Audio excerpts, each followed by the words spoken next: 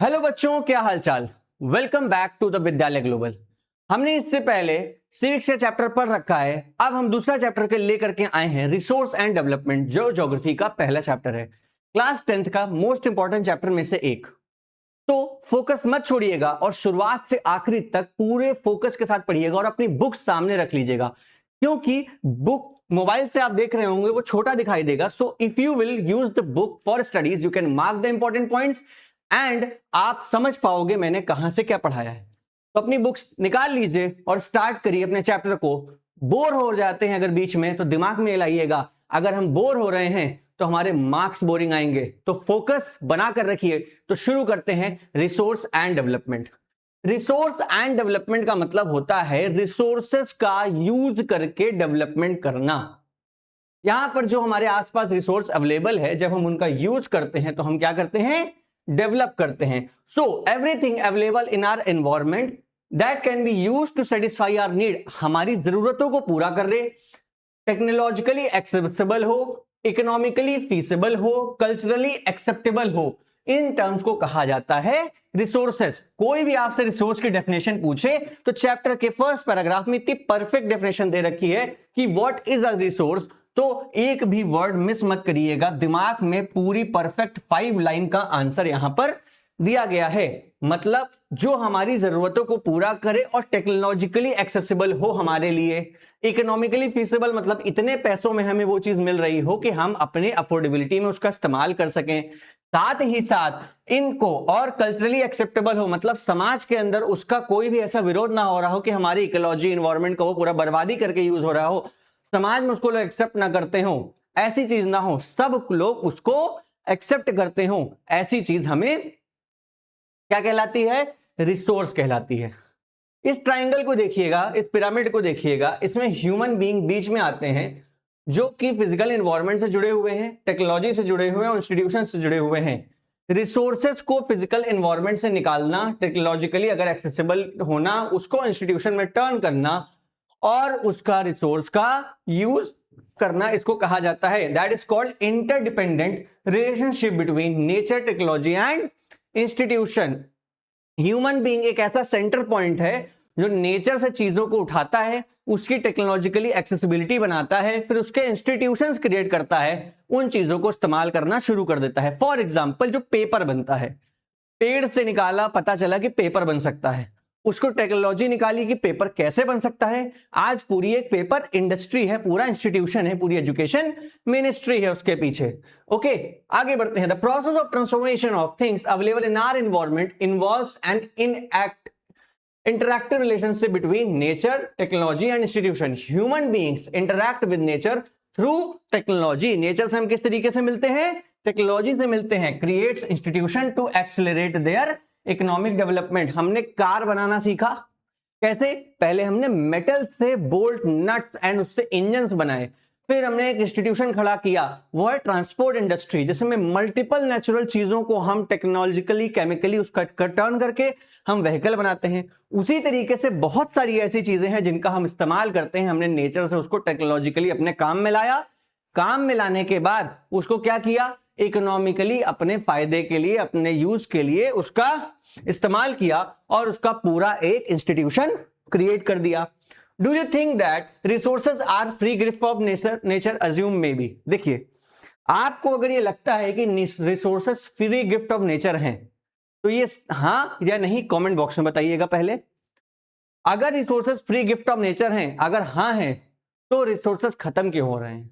Resources free gift of nature इस तरीके से हैं कि अगर हम उनका इस्तेमाल इस तरीके से करें कि वो हमारे लिए हमेशा मेंटेन रहें, तो वो फ्री गिफ्ट हैं, नहीं तो वो एक दिन खत्म हो जाएंगे और हम देखते रह जाएंगे जो हमारे साथ हो रहा है।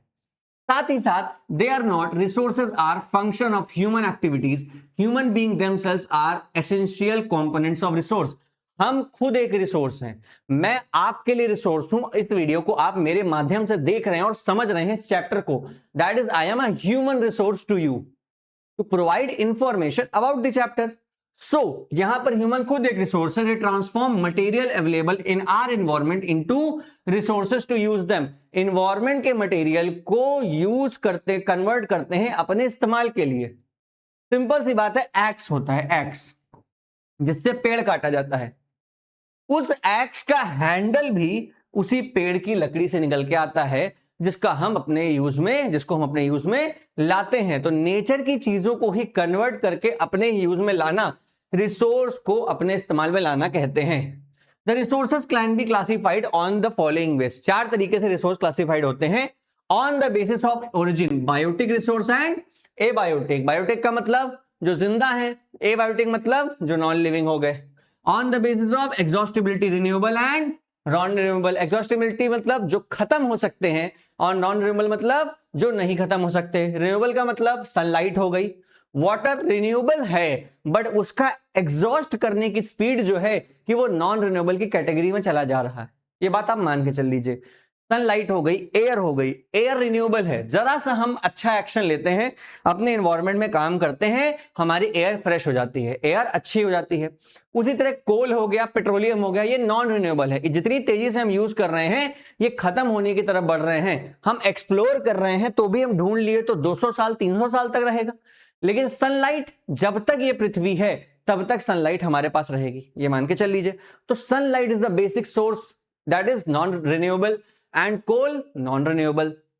On the basis of ownership, individual resource आपकी अपनी प्रॉपर्टी जो है, कम्युनिटी रिसोर्स जो हम सबकी प्रॉपर्टी, पार्क्स एंड बहुत सारी चीजें ऐसी होती हैं, national resource and international resource, देशों की रिसोर्सेज और विदेश मतलब पूरे दुनिया का रिसोर्स। कई बार कुछ जगहों पर कई सारे देश मिलकर के एक्सप्लोरेशन करते हैं क्योंकि वो इंटरनेशनल बॉडी होती है, तो वो कहलाता है international resource. On the basis of status of development, potential, developed stock and reserve.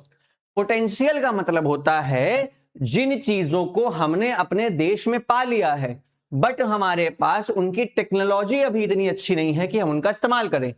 For example lithium हमारे देश में पाया गया है, इतना पाया गया है कि हम उसको एक्सपोर्ट कर सकते हैं, but we don't have the technology to extract the resource from our land. हम उसकी टेक्नोलॉजी जब तक उसका इस्तेमाल ना कर पाए, उसके टेक्नोलॉजी को इस लेवल पे ना ले आए कि सस्ते में हम उसको निकाल सकें, that resource is called potential resource. Developed stock मतलब कोल हो गया, आयरन हो गया, कॉपर हो गया, इन सब को हम जमीन से निकालते हैं, माइन करते हैं, that is developed stock. Reserve मतलब वो रिसोर्सेज जिनको हमने बचा करके रखा हुआ है अपने भविष्य के लिए, रिजर्व के लिए। तो यहां पर आपको समझ में आ गया रिसोर्सेज कैसे होते हैं, नेचुरल रिसोर्सेज होते हैं और ह्यूमन रिसोर्सेज होते हैं। नेचुरल का मतलब renewable and non renewable. Renewable में कंटिन्यूअस फ्लो होता है, बायोलॉजिकल होता है। कंटिन्यूअस फ्लो मतलब विंड और वाटर, ये परमानेंट अवेलेबल है। बायोलॉजिकल रिसोर्सेज मतलब natural vegetation and wild life, ये भी हमारे लिए रिसोर्स है। जंगल बहुत बड़ा रिसोर्स है, वाइल्ड लाइफ एनिमल्स हमारे लिए एक बहुत बड़ा रिसोर्स है। उसके बाद आता है recyclable material and non recyclable. Recyclable मतलब मेटल हमने निकाल लिया, अब हम उसका फिर से बार बार गला के इस्तेमाल कर सकते हैं। लेकिन नॉन रिसाइक्लेबल मतलब फॉसिल फ्यूल, पेट्रोल उड़ गया, अब वो वापस पेट्रोल नहीं बन सकता। ह्यूमन रिसोर्स में structures and institution, quantity and quality. Structures and institutions का मतलब होता है कि ह्यूमन अपने लिए एक स्ट्रक्चर और अपने लिए इंस्टीट्यूशंस क्रिएट करता है जिसमें उसकी जॉब लगती है, वर्क करता है, काम करता है, that is called quantity and quality. Quality base पे highest job and lowest job लगती है, क्वांटिटी मतलब number of people are working in that area, that is resource, human resource. यहां पर समझ पा रहे हैं? तो रिसोर्सेज हम समझ गए कि रिसोर्स एक ऐसी नीड होती है जो नेचुरल चीजों को, नेचर के अवेलेबल चीजों को टेक्नोलॉजिकली एक्सेसिबल बनाए, इकोनॉमिकली फीसिबल और कल्चरली एक्सेप्टेबल बनाए। उसके 4 पार्ट्स होते हैं। अब आगे बढ़ते हैं, अब समझते हैं कि डेवलपमेंट ऑफ रिसोर्स क्या होता है। डेवलपमेंट ऑफ रिसोर्स का मतलब होता है resource are the vital for the human survival as well as for maintaining the quality of life. हमारे जीने के लिए बहुत इंपॉर्टेंट है, लेकिन हमारी लाइफ की क्वालिटी के लिए रिसोर्स बहुत ज्यादा इंपॉर्टेंट है। It was believe that resources are free gift of nature. जब पहले लोगों को नहीं पता था तो लोगों को लगता था resource free gift of nature है। इसीलिए आया, क्या आया? इसीलिए आया आपका इंडस्ट्रियल रेवोल्यूशन। इंडस्ट्रियल रेवोल्यूशन के ऊपर आज भी आरोप लगाए जाते हैं कि उन लोगों ने रिसोर्सेस को इतना एक्सप्लॉइट किया है रिसोर्सेस को, और आज भी बहुत सारी जगह पर ऐसा इतना एक्सप्लॉइट होता है कि नेचर को उसका बहुत बड़ा खामियाजा भुगतना पड़ रहा है, और नेचर उसी का रिप्लाई हमें ऐसे दे रहा है कि आज हमारे यहाँ ड्रॉट होता है, कहीं पर बाढ़ आ जाती है, कहीं पर गर्मी इतनी ज्यादा हो रही है कि यूरोप में देखिए कितना तगड़ा समर हो रहा है कि यूरोप में चीजें डिस्टॉर्टेड होती जा रही है, लोग सर्वाइव नहीं कर पा रहे हैं, 1000s and 2000 लोगों की डेथ हो गई है। तो resources free gift of nature ना समझ करके हमें रिस्पॉन्सिबिलिटी लेनी होगी to use the resource in such a way that resource is a greatest and a vital part of human life so that they can use it in such a way that their future generations are going to use that in a easy way। हमारी भविष्य की जो हमारी generation है वो ये ना कहे कि हमारे पहले वाली जनरेशन ने हमारे लिए कुछ नहीं छोड़ा। As a result, human beings use them indiscriminately and it has led to the following major problem। क्या क्या problem I? Depletion of resource, कुछ लोगों के पास रिसोर्स बहुत ज्यादा हो गए, और depletion of resource for satisfying the greed of few individual, resource इतना ज्यादा इस्तेमाल कर लिया कि कुछ इंडिविजुअल इतना इस्तेमाल कर लिया कि बाकी को सरवाइव करना पड़ रहा है। साथ ही साथ accumulation of resources in few hands which turn divided the society into two segments of having haves और have not and the rich and poor. Resources कुछ के पास इतने ज्यादा हो जाना और कुछ के पास बिल्कुल ना होना। किसी के पास ज्यादा होता है का मतलब क्या है? उनके पास रिच है, और जिसके पास नहीं है वो क्या है? पुअर है। फिर उसके बाद indiscriminate exploitation of resources has led to the global ecological crisis such as global warming हो गई, ओजोन लेयर डिप्लेशन हो गया, इन्वायरमेंटल पोल्यूशन हो गया, एंड लैंड डिग्रेडेशन भी हो रहा है। तो रिसोर्सेज का हम सब इस्तेमाल इतनी बुरी तरीके से कर रहे हैं कि हमें ही अपनी चीजों को बहुत बुरी तरीके से झेलना पड़ता है, ड्रॉट के रूप में, सनलाइट के रूप में। सनलाइट के रूप में मैं कैसे बोल रहा, सन की लाइट की इंटेंसिटी भी बढ़ती जा रही है क्योंकि हम ओजोन लेयर को क्या कर रहे हैं? डिप्लीट कर रहे हैं, डिप्लीट कर रहे हैं। ये अपने आप में हमारे लिए बहुत बड़ा नुकसान है। तो दोस्तों, हमको रिसोर्सेस को इस तरीके से इस्तेमाल करना होगा कि हम उसको बर्बाद ना करें। ये बात आप मान के चल लीजिए कि हम उसको इस तरह से इस्तेमाल करें कि वो सस्टेनेबल हो, यूजेबल हो, इन्वायरमेंट डिस्ट्रक्टिव ना हो, इन्वायरमेंट फ्रेंडली हो। तो आगे बढ़ते हैं। अब आता है an equitable distribution of resource has become essential for sustained quality of life and global peace. पूरी दुनिया में शांति और क्वालिटी ऑफ लाइफ के लिए हमें सबके बराबर में रिसोर्स को सबके बीच में बराबर बराबर बांटना होगा। And if the present trend of resource depletion by few individual countries continues, the future of our planet will be in danger. कहा जाता है पूरी दुनिया के 80% या 70% पोल्यूशन का कारण सिर्फ 5% लोग हैं। तो ये फ्यू इंडिविजुअल्स जो हैं वो रिसोर्सेज को जिस तरीके से बर्बाद कर रहे हैं, अगर इस पे रोक ना लगी तो हमारी पूरी इकोनॉमी और वर्ल्ड को बहुत ज्यादा दिक्कतें झेलनी पड़ेंगी। देखिए, आप सबके बीच में, आप अपने बीच में रहते हैं। हमारे देश के बड़े बड़े शहर हैं, दिल्ली है, मुंबई है, बैंगलोर है, सब जगह पर कहीं ना कहीं किसी ना किसी तरीके की प्रॉब्लम है। चेन्नई है, दिल्ली के अंदर गंदी हवा की अपने प्रॉब्लम हमेशा सुनी होगी, मुंबई के अंदर पानी की प्रॉब्लम सुनी होगी, बैंगलोर के अंदर पानी की प्रॉब्लम सुनी होगी, ट्रैफिक की प्रॉब्लम सुनी होगी। इतने बड़े बड़े शहर में हम रह रहे हैं, करोड़ों रुपए, लाखों रुपए हम कमा रहे हैं। अगर हमें 3 बेसिक चीजें अच्छे से ना मिले, that is air, that is water and that is soil. Soil मतलब हमारा फूड। अगर ये 3 चीजें हमें अच्छे से नहीं मिल रही हैं तो हमारा इस दुनिया में रहना, इस देश में रहना, इस जगह पर रहना या कहीं पर भी रहना, और ये चीज सिर्फ इंडिया के लिए अप्लाई नहीं होती है, ये दुनिया के हर देश में अप्लाई होती है। तो ह्यूमंस का हर डेवलप्ड जगह के रहना बिल्कुल बेकार है। मैं यहां किसी का पक्ष और विपक्ष नहीं ले रहा हूं। Those who are doing these 3 things great are the great nations, but those who countries which can not do these 3 things are not going in a right path. तो हमें यहां पर रिसोर्सेज को इस तरीके से इस्तेमाल करना होगा कि रिसोर्स एग्जॉस्ट होते होते बर्बादी ना ले आए। देयरफॉर रिसोर्स प्लानिंग बहुत ज्यादा एसेंशियल है। Sustainable existence of all forms of life, sustainable existence is a component of sustainable development. मतलब रिसोर्स को हमें इस तरीके से इस्तेमाल करना है कि सस्टेन हो। सस्टेन का मतलब एक जनरेशन ने इस्तेमाल किया तो उससे दूसरी जनरेशन को पे जाए, तीसरे पे जाए और चौथे पे जाए। सिर्फ ह्यूमंस की बात नहीं हो रही है, यहां पर एनिमल भी हमारा पार्ट हैं। क्लास 9th में हम लोगों ने पढ़ा है अभी नए बुक्स के चैप्टर में, वसुधैव कुटुंबकम, विश्व हमारा परिवार है। तो विश्व हमारा परिवार है तो परिवार के जनों का ध्यान रखना भी हमारी जिम्मेदारी है। तो विश्व हमारा परिवार है, उनके जन की जिम्मेदारी ध्यान रखना हमारी अगर जिम्मेदारी है तो हमें रिसोर्सेस को इस तरीके से इस्तेमाल करना होगा कि वो आगे आने वाली जनरेशंस के लिए अच्छे से सुरक्षित हो, क्योंकि उनकी कोई भी गलती नहीं है कि वो रिसोर्सेस उनको ना मिले। तो इसको हमें सस्टेन करना पड़ेगा सस्टेनेबल डेवलपमेंट प्लान के तहत। तो सस्टेनेबल डेवलपमेंट क्या होता है? Sustainable economic development means that development should take place without damaging environment, and development in present should not be compromised with the needs of future generation. Development हमारा इस तरीके से होना चाहिए कि वो environment damaging ना हो, सीधी सी बात है, और हमारी फ्यूचर जनरेशंस को भी उन चीजों का फायदा मिले जो आज हम इस्तेमाल कर रहे हैं। जैसे कि सोलर में, आज हमारे घर घर में सोलर लग रहा है, तो इसका सबसे बड़ा पार्ट ये है कि हम पूरे वर्ल्ड में जितना कोल पे डिपेंडेंट होते थे, एक तरफ हम पोल्यूशन को भी खत्म कर रहे हैं, लेकिन दूसरी तरफ हम सोलर एनर्जी का इस्तेमाल करके अपने घर में इलेक्ट्रिसिटी को बना करके अपने लिए इस्तेमाल कर रहे हैं। अंदाजा लगा लीजिए कि जो कॉस्ट हमारी बच रही है इलेक्ट्रिसिटी के बिल्स में, वो हमारे लिए एक बहुत बड़ी सिचुएशन है कि हमारे यहां पॉकेट मनी में बहुत बड़ा इंप्रूवमेंट होगा।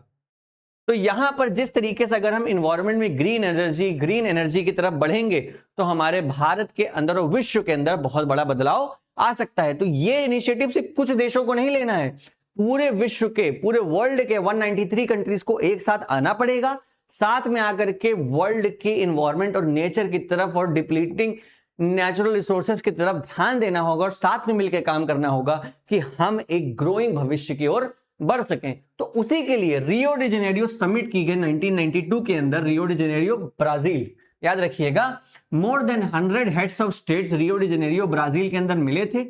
पहली इंटरनेशनल अर्थ समिट हुई थी, विश्व के लिए पहली मीटिंग मानी जाती है, और ये समिट जो की गई थी addressing the urgent problems of environmental protection and social economic development at the global level. सबसे पहली मीटिंग की गई थी किसके लिए? इन्वायरमेंट प्रोटेक्शन के लिए and socio economic development. Environment को प्रोटेक्ट करोगे तो इन्वायरमेंट जब अच्छा रहेगा तो डेवलपमेंट अच्छी होगी। कैसी डेवलपमेंट? Socio economic.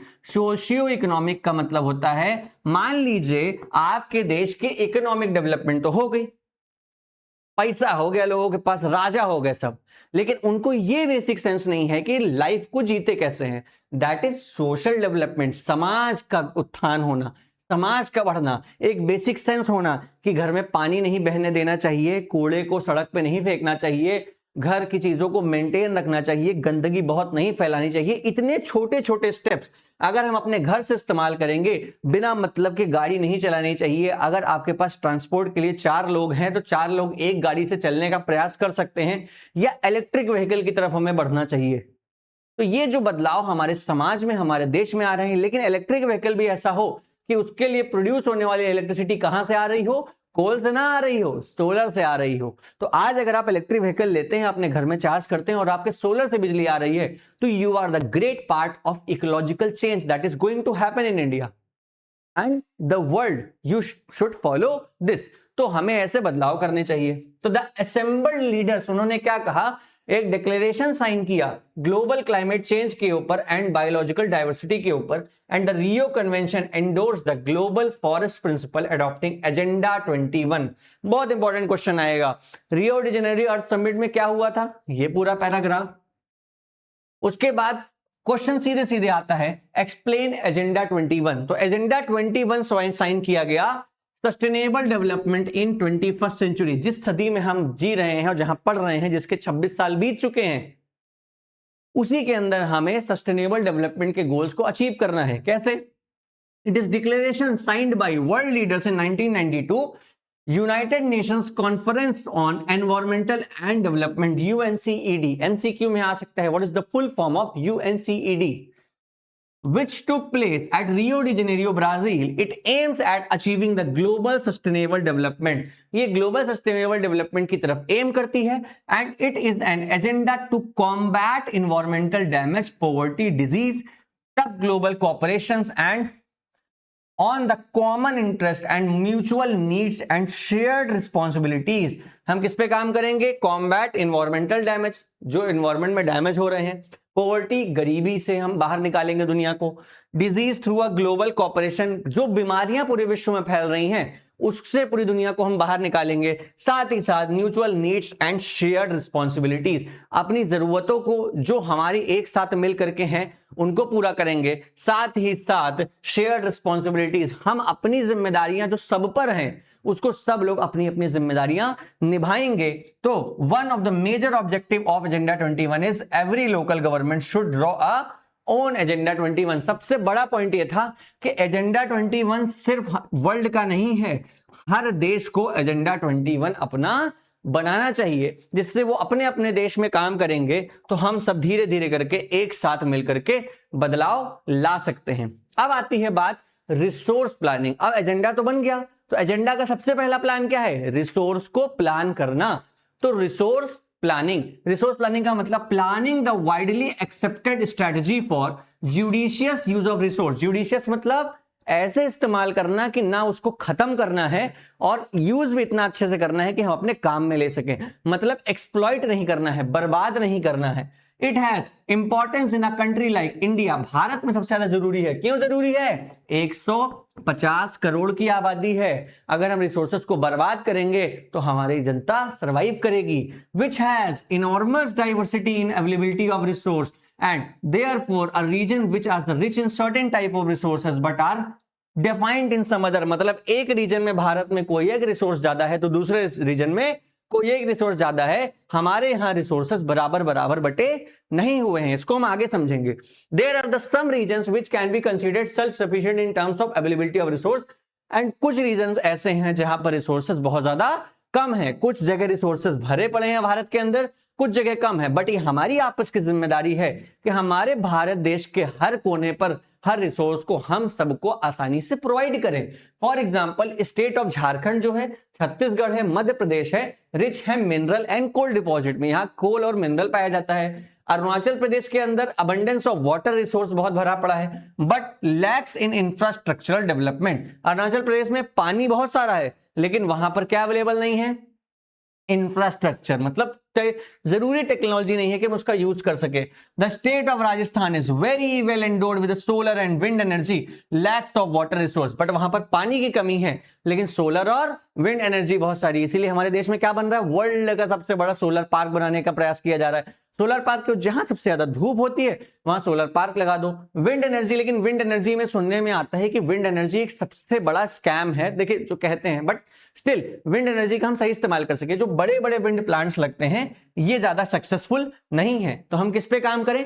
आजकल जो छोटी टरबाइन आ गई हैं, माइक्रो टरबाइन, ये चीजों पे भारत देश काम कर रहा है और पूरी दुनिया को काम करना चाहिए, जो स्पीड में चले और एयर का यूज करके मोटर के थ्रू हम क्या जनरेट कर सकें? इलेक्ट्रिसिटी जनरेट कर सके। जैसे हाइड्रो इलेक्ट्रिक पावर प्लांट्स में करते हैं, पानी का इस्तेमाल करके क्या करते हैं? बिजली जनरेट करते हैं। The cold desert of Ladakh relatively isolated from the rest of the country.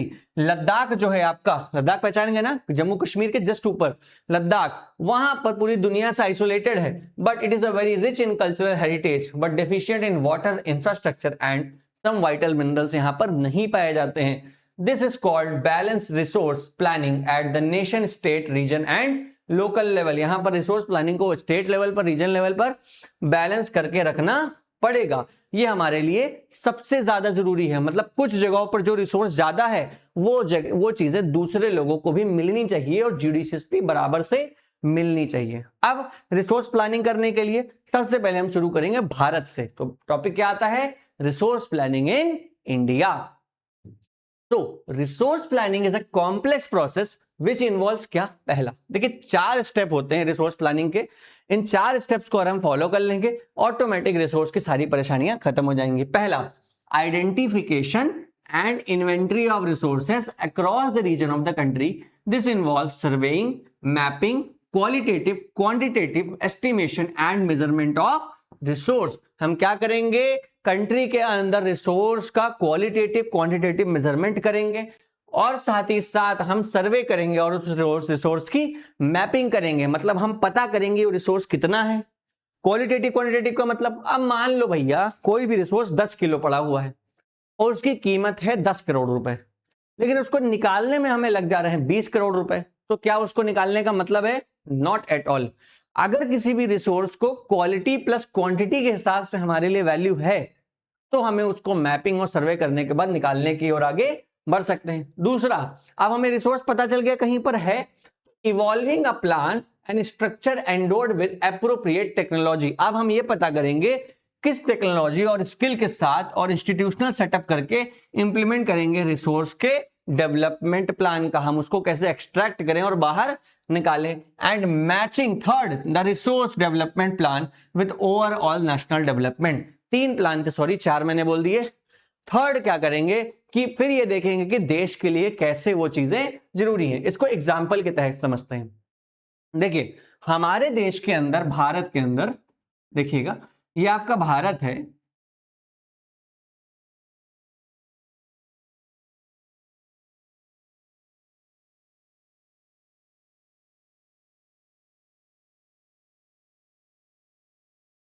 इसको कभी मत भूलिएगा।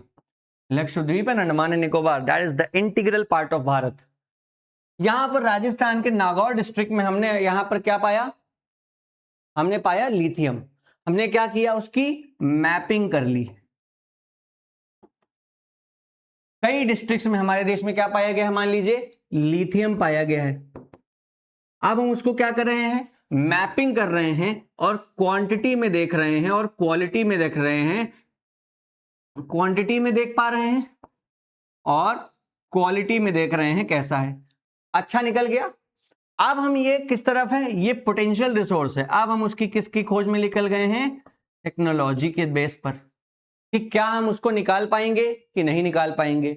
अब हमने उसको देख लिया तो देश के किस लिए काम आएगा, तो हम सबको पता है कि लिथियम भैया बैटरीज के लिए सबसे ज्यादा काम आता है। आने वाला भविष्य क्या है, आने वाला भविष्य है लिथियम। उसी तरह आपके देश के मुंबई हाई के पास क्या पाया गया है, पेट्रोलियम पाया गया है। उसको क्या किया हम लोगों ने, मैपिंग और सर्वे किया। अब हम उसकी क्या देखेंगे, टेक्नोलॉजी ऑफ एक्सट्रैक्शन देखेंगे।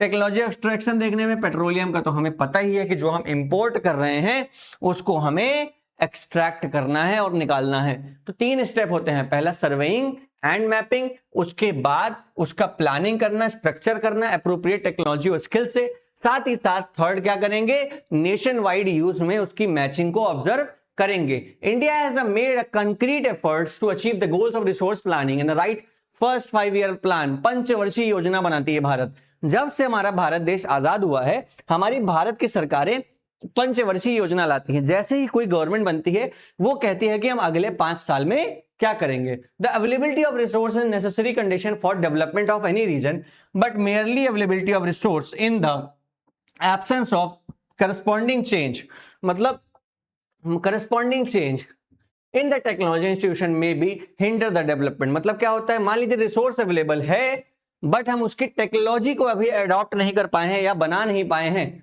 तो हमारे उस रिसोर्स के डेवलपमेंट में प्रॉब्लम करता है। तो there are many regions in our country that are rich in resource but there are include in economically backward regions. On the contrary there are some regions which have poor resource but they are economically developed. ये बहुत बड़ी line है। कुछ जगह ऐसी हैं हमारे देश में जहां पर रिसोर्स भरा पड़ा है बट वो इकोनॉमिकली बैकवर्ड। झारखंड बहुत ऐसा स्टेट है जो बहुत ज्यादा डेवलप्ड नहीं माना जाता है। एमपी में बहुत ज्यादा अभी भी डेवलपमेंट बाकी है। महाराष्ट्र के अंदर मुंबई को बाहर कर दीजिए, अभी बहुत ज्यादा डेवलपमेंट बाकी है। लेकिन वहीं पर महाराष्ट्र के अंदर आप मुंबई चले जाइए, रिसोर्सेज ज्यादा वहां पर उस रीजन में नहीं है, वहां पर पोर्ट सिटी है, या कई सारे ऐसे रीजन है जहां पर कोई खास अवेलेबिलिटी नहीं है बट वो बहुत ज्यादा डेवलपमेंट के साथ आगे बढ़ते हैं। तो ये क्या है, can you think some of the resources rich but economically backward region are, some of the resources are poor but economically developed region, give reason. इसको आपको आंसर देना है ना। हिस्ट्री ऑफ कॉलोनाइजेशन रिवील करता है rich resources in a colonies were the main attraction for the foreign invaders.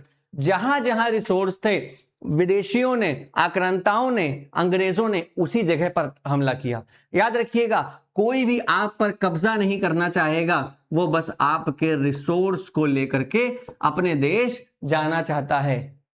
ठीक है, तो it was primary higher level of technological development of the colonizing countries that help them to exploit the resource of other region establish and supremacy over colonies. देखिए उन्होंने क्या किया, उन्होंने technology develop की। उनके देश में खुद रिसोर्स नहीं था, लेकिन जिन जिन देशों पे अंग्रेजों ने कब्जा कर रखा था उनके रिसोर्सेस को चोरी करके ले गए, साथ में अपनी टेक्नोलॉजी में उसको कन्वर्ट किया और अपने फायदे के लिए इस्तेमाल किया। अगर ले जाकर के उनको फायदा उठाते ना उठाते और उनको फायदा देते तो इसको एक्सप्लॉयटेशन ना कहा जाता, एक्सप्लॉयटेशन ना कहा जाता। उन्होंने क्या किया, चीजों का इस्तेमाल किया और लोगों को एक्सप्लॉइट किया, उनके रिसोर्सेस को एक्सप्लॉइट किया। Therefore resources can be contribute the development on only when they are accompanied by appropriate technological development and institutional change. Resource तभी फायदेमंद है जब हम उसका टेक्नोलॉजिकल डेवलपमेंट कर करके उसका इस्तेमाल कर सकें और इंस्टीट्यूशंस में अपने बदलाव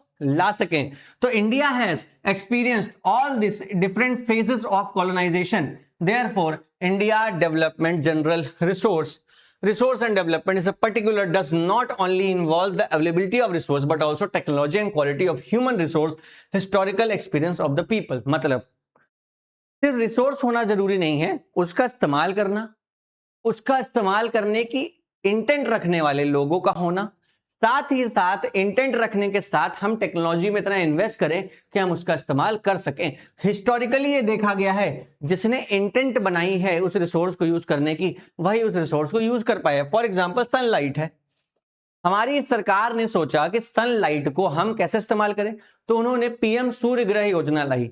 हर घर के ऊपर जहां सनलाइट बहुत ज्यादा आती है तो उसके ऊपर सोलर पैनल लगा दीजिए, वहां से सोलर पैनल के थ्रू इलेक्ट्रिसिटी भी जनरेट होगी, साथ ही साथ उनके यहां भी इलेक्ट्रिसिटी देने का बिल देने का झंझट खत्म होगा। एक साथ दो प्रॉब्लम सॉल्व की। आप ही के घर से इलेक्ट्रिसिटी जनरेट करवा करके अपनी ग्रिड में ले लेना, साथ ही साथ उस ग्रिड से इलेक्ट्रिसिटी ले करके आपके इस्तेमाल होने वाली आपको दे देना। उसके साथ अगर आप ज्यादा इस्तेमाल करते हैं तो उसको केवल आपको प्रोवाइड करना है, क्योंकि एक तरफ से जहां कम इस्तेमाल हो रही है उनका इलेक्ट्रिसिटी लेकर के दूसरी तरफ आपको दे देना होगा। तो इनको प्रोड्यूस करने का प्रेशर धीरे धीरे कम हो रहा है। ये होता है इंटेंट, बदलाव करने की सोच।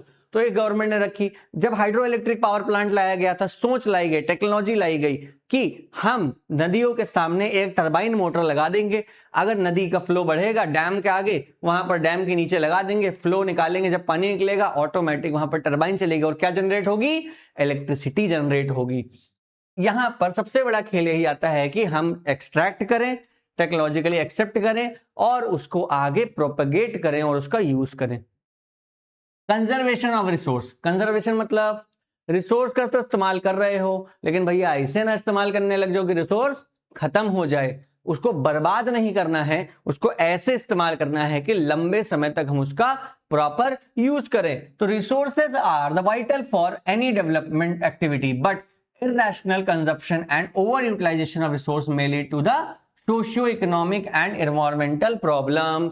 अगर हम रिसोर्स का बहुत ज्यादा बुरी तरीके से इस्तेमाल करेंगे, एक्सट्रैक्शन करेंगे, उसका एक्सप्लॉयटेशन करेंगे, तो हमारा सामाजिक और आर्थिक आधार खराब होगा, that is socio economic development and environmental problems भी हमें झेलनी पड़ेंगी। जो बाढ़ होती है, जो ड्रॉट आती है, ये क्यों आती है? क्योंकि हमने रिसोर्सेज को एक्सप्लॉइट किया है। कुछ नेचुरल कैलामिटीज तो फिक्स हैं, वो तो छोड़ दीजिए, लेकिन जिन चीजों अगर हमारी कुछ करने की वजह से कोई नुकसान हो रहा है तो ऑटोमेटिक हमको उसका नुकसान झेलना पड़ेगा। To overcome these problems, resources conservation various levels of important, this had to be main concern of leaders and thinkers in the past. पुराने से लेकर के आज तक सारे लीडर्स को सोचना पड़ेगा हमें रिसोर्स को क्या करना है, कंजर्व करना है। उनके बारे में सोचना है कि हम इस तरीके से रिसोर्स का इस्तेमाल कर सकें कि रिसोर्स भविष्य के आने वाली जनरेशन को आसानी से मिले। तो गांधी जी ने इसीलिए कहा था कि voicing his concern about the resource and conservation of this words, there is enough for everyone's need but and not for everybody's greed. जब लोगों की जरूरत होती है तो उतना प्रोडक्ट तो हमारे वर्ल्ड में अवेलेबल है, लेकिन जब लोगों का नीड से वांट में बदल जाता है, ग्रीड में बदल जाता है, लालच में बदल जाता है, तो इस दुनिया में लालच का कोई भी अंत नहीं है। रियलिटी में देखा जाए बिलियंस चाहिए, ट्रिलियंस चाहिए लोगों को, लेकिन आपका यूज कितना है? आप उस बिलियन और ट्रिलियन में कितना इस्तेमाल कर पाओगे? बड़ा बड़ा एरिया चाहिए, सब मेरा हो जाए, लेकिन आप उसका यूज कितना करोगे? But distributing that resource in equally everyone, I'm not saying distribute your money to everyone, but don't exploit the natural resources in such a way that your use makes a harm for other people. दूसरों के लिए नुकसानदायक हो आपका use किया गया resource. He placed the greedy and selfish individual exploitative nature of modern technology and root cause of resource depletion of all global level, and he was against the mass production and wanted to replace it with the production by masses. जो भारत का सबसे बड़ा उद्योग व्यापार का system था उनके साथ थे गांधी जी. वो बड़े बड़े रूट कॉज को समझते थे, बड़ी बड़े जो एक्सप्लॉयटेटिव नेचर का इस्तेमाल तरीका इस्तेमाल करने का उनके विरोध में थे. ये मास प्रोडक्शन के खिलाफ थे, प्रोडक्शन बाय मासेस के खिलाफ नहीं थे, सपोर्ट करते थे. मास प्रोडक्शन मतलब एक साथ बड़ी इंडस्ट्री में बहुत कुछ बनाना, मतलब बहुत सारी चीजें जैसे कि खाने की चीजें हो रही हैं, उनका एक मास प्रोडक्शन केवल एक ही कंपनी के हाथ में चला जाए तो वो बेकार है. लेकिन जैसे आपके देश में छोटी छोटी कंपनियां उसी प्रोडक्ट के अलग अलग जगह पर अलग अलग बिजनेस लोग करने लग जाएं, छोटे छोटे चीजों का बिजनेस लोग अलग अलग जगह करने लग जाएं, तो इससे प्रोडक्शन बाय मासेस से क्या नहीं होता है, एक्सप्लॉयटेशन नहीं होता है. लोग उसका इतना ही इस्तेमाल करते हैं जितना उनको जरूरत होती है. At the international level of club of Rome के अंदर मीटिंग हुई थी. Advocate resources conservation for the first time in a more systematic in 1968 में बात हुई थी. सब्सिक्वेंटली 1974 में गांधीयन फिलॉसफी आई, small is beautiful. Small is beautiful, कम में ही सुंदरता है. कम में ही सुंदरता का मतलब जितना आपको जरूरी है अगर आप उसमें ही रहें तो आप ऑब्जर्व ये कर पाएंगे कि आपको ज्यादा चिंता नहीं होगी, क्योंकि there is enough for everyone's need, not for everybody's greed. ये गांधी जी का कहना था. तो the seminal contribution of respect to the resource conservation and global level was made a Brundtland Commission report 1987 में रिपोर्ट बनाई गई. The report introduced a concept of sustainable development and advocate the means of resource conservation and was subsequently published a book Our Common Future, another significant contribution made to the Earth Summit. Earth Summit से पहले ही इस किताब को छापा गया था. उस किताब रिपोर्ट में क्या आया था, सस्टेनेबल डेवलपमेंट की बात करना शुरू किए. मतलब सस्टेनेबल डेवलपमेंट का क्या होता है, अभी मैंने बताया था, रिसोर्सेज का इस्तेमाल इस तरीके से करना कि हम फ्यूचर जनरेशंस के लिए भी उसको इस्तेमाल के लायक छोड़ दें. हम उसका इस्तेमाल इतनी बुरी तरीके से ना करें कि हमारा पूरा जीवन तो अच्छा चला जाए अपनी सोच में, लेकिन हमारे आने वाले भविष्य के बच्चों का जीवन क्या हो जाए, बर्बाद हो जाए. उनके आने वाले जनरेशंस का जो जीवन लगभग बचे ही ना. तो रिसोर्सेज में क्या आते हैं, अब रिसोर्सेज में आते हैं सबसे पहला लैंड रिसोर्स. लैंड एक बहुत बड़ा रिसोर्स है हमारे लिए. तो we live in a land, we perform economic activities land, we use it for different ways. हम जमीन का बहुत अलग अलग तरीके से इस्तेमाल करते हैं. And thus the land is natural resource of utmost importance. सबसे ज्यादा important natural resource है land, and it supports the natural vegetation, wildlife, human life, economic activities, transportation, communication system. जितनी भी चीजें आपके जीवन में चल रही हैं उसका सबसे बड़ा पार्ट है लैंड रिसोर्स. जमीन ना हो तो आपका सर्वाइवल जीरो है, आप कहीं भी सर्वाइव नहीं कर पाएंगे. However, land is the asset of finite magnitude, therefore it is important to use the available land for various purpose with a careful planning. लेकिन लैंड आपके पास लिमिटेड है, अनलिमिटेड नहीं है लैंड आपके पास. तो हमें उसका इस्तेमाल इतना अच्छे से करना चाहिए कि बहुत सारे पर्पस पूरे हों, जहां पर केयरफुल प्लानिंग कर रहे हैं हम उसकी, कि हम उसका भरपूर इस्तेमाल कर सकें. साथ ही साथ हम उसको क्या ना करें, बार बार मैं इस टर्म का यूज कर रहा हूं, एक्सप्लॉइट ना करें, उसको बर्बाद ना करें जमीन को. उसके बाद India has a land under the variety of relief features, namely mountains, plateaus, plains, island. Bharat अकेला देश है दुनिया का जिसके पास सब कुछ है. ऊपर पहाड़ है, बीच में प्लेन लैंड है, नीचे पठार है. पठार मतलब प्लेट्यूज, प्लेन लैंड, माउंटेन्स, हमारे पास डेजर्ट भी है, हमारे पास मौसम राम भी है जहां सबसे ज्यादा बारिश होती है, हमारे पास 3 साइडेड लैंड लॉक बाउंड्री है और 3 साइड हमारे पास वाटर है जिसको पेनिनसुला बोलते हैं। तो भारत रिसोर्सेस का भंडार है। अगर हम इसको सही ढंग से सही तरीके से इस्तेमाल करते हैं तो भारत भूमि का बढ़ना विश्व के कल्याण में काम आएगा। The development of the world will be started from the country by the name of India. So यहां पर अगर हम अपने रिसोर्सेस का बहुत अच्छे से इस्तेमाल करेंगे, सही तरीके से इस्तेमाल करेंगे तो ऑटोमेटिक भारत का बढ़ना जरूरी है। जहां पर बहुत सारे वैरायटी ऑफ फीचर्स हैं जैसे कि माउंटेन्स, प्लेट्यूज, प्लेन है। 43% ऑफ लैंड एरिया जो है वो कैसा है? प्लेन एरिया है। उसके बाद facilities of agriculture and industry की फैसिलिटी कहां पर मिलती है सबसे अच्छी? प्लेन, जो 43% है। उसके बाद 30% हमारे यहां माउंटेन परसेंट एरिया है country and ensured a perennial flow of rivers and provide facilities of tourism and ecological aspect.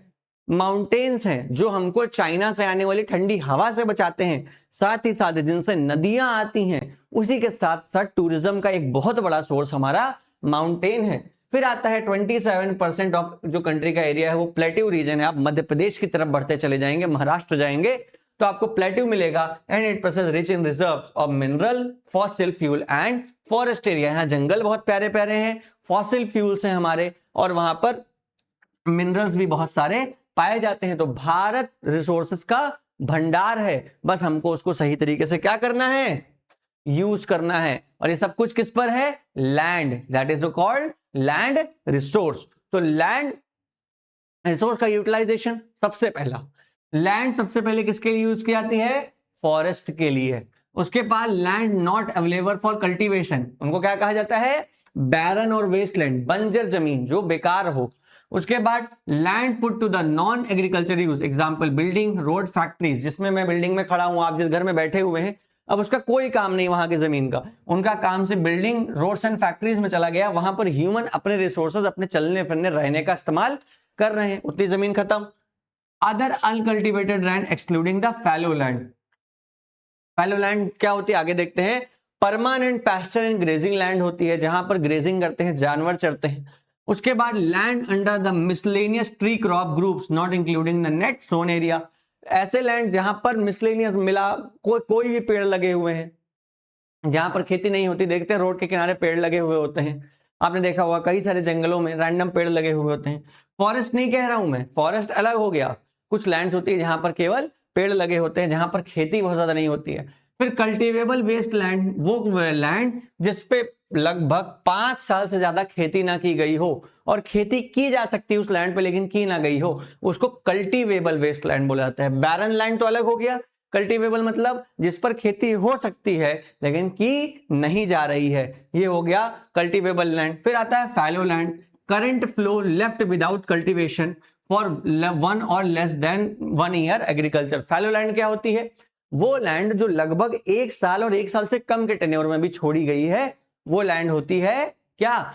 Fallow land. इसीलिए फैलो को एक्सक्लूड कर दिया गया था उस वाले पॉइंट में, क्योंकि 1 ही साल हुआ है, इनको यूज कर सकते हैं। Other than current fallow land, जो 1 से 5 साल के बीच में खेती के लिए छोड़ी गई है, उसको भी अदर देन फैलो लैंड कहा जाता है। 5 साल से ज्यादा जो फैलो खेती में यूज नहीं की गई है, उनको क्या कहा जाता है? कल्चरेबल वेस्ट लैंड बुलाते हैं। आप कैटेगराइज कर सकते हैं कि लैंड कितने तरीके के होते हैं। पहला forest, not available for cultivation, जैसे कि बैरन हो गया, वेस्ट लैंड हो गया। Land put under agriculture, non agriculture resources, यहां पर बिल्डिंग, रोड्स, ट्रांसपोर्टेशन में हो गया। उसके बाद अदर अनकल्टिवेटेड लैंड होते हैं। Permanent pasture grazing land use under miscellaneous resource, जहां पेड़ लगे हुए हैं। यहां पर कल्टिवेबल वेस्ट लैंड हो गया, 5 साल से ज्यादा तक खेती के लिए छोड़ा गया। फिर आते हैं फैलो लैंड, 1 साल से कम के लिए खेती ना किए गए, और फिर 1 से 5 साल के बीच वाले अदर देन फैलो लैंड। फिर आता है net sown area. Net sown area का मतलब होता है the physical extent of land on which crop are sown and harvested known as net sown area. जिन जमीनों पर खेती होती है हर साल, उसको नेट सोन एरिया कहते हैं। और area sown more than once in an agriculture year plus net sown area is known as gross cropped area. कुछ खेतों में 1 से ज्यादा बार खेती करी जाती है 1 साल में, तो net sown area plus net cultivation agriculture जितनी बार की गई है वो क्या बुलाई जाएगी, gross cropped area, area sown more than once in an agriculture year, plus net sown, जितना खेती की गई प्लस एक खेत में जितनी बार डबल ट्रिपल बार खेती की गई, टोटल जब निकालते हैं तो उसको ग्रॉस क्रॉप्ड एरिया बोला जाता है।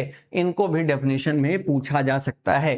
ठीक, net sown area and gross cropped area किसे कहते हैं। तो लैंड का यूज आपने देख लिया किस किस तरीके से कर सकते हैं हम लोग, यहां पर हम इस पे ध्यान देंगे। उसके बाद आता है land use pattern. Land use pattern का मतलब क्या होता है, हम जमीन का इस्तेमाल किस तरीके से करते हैं।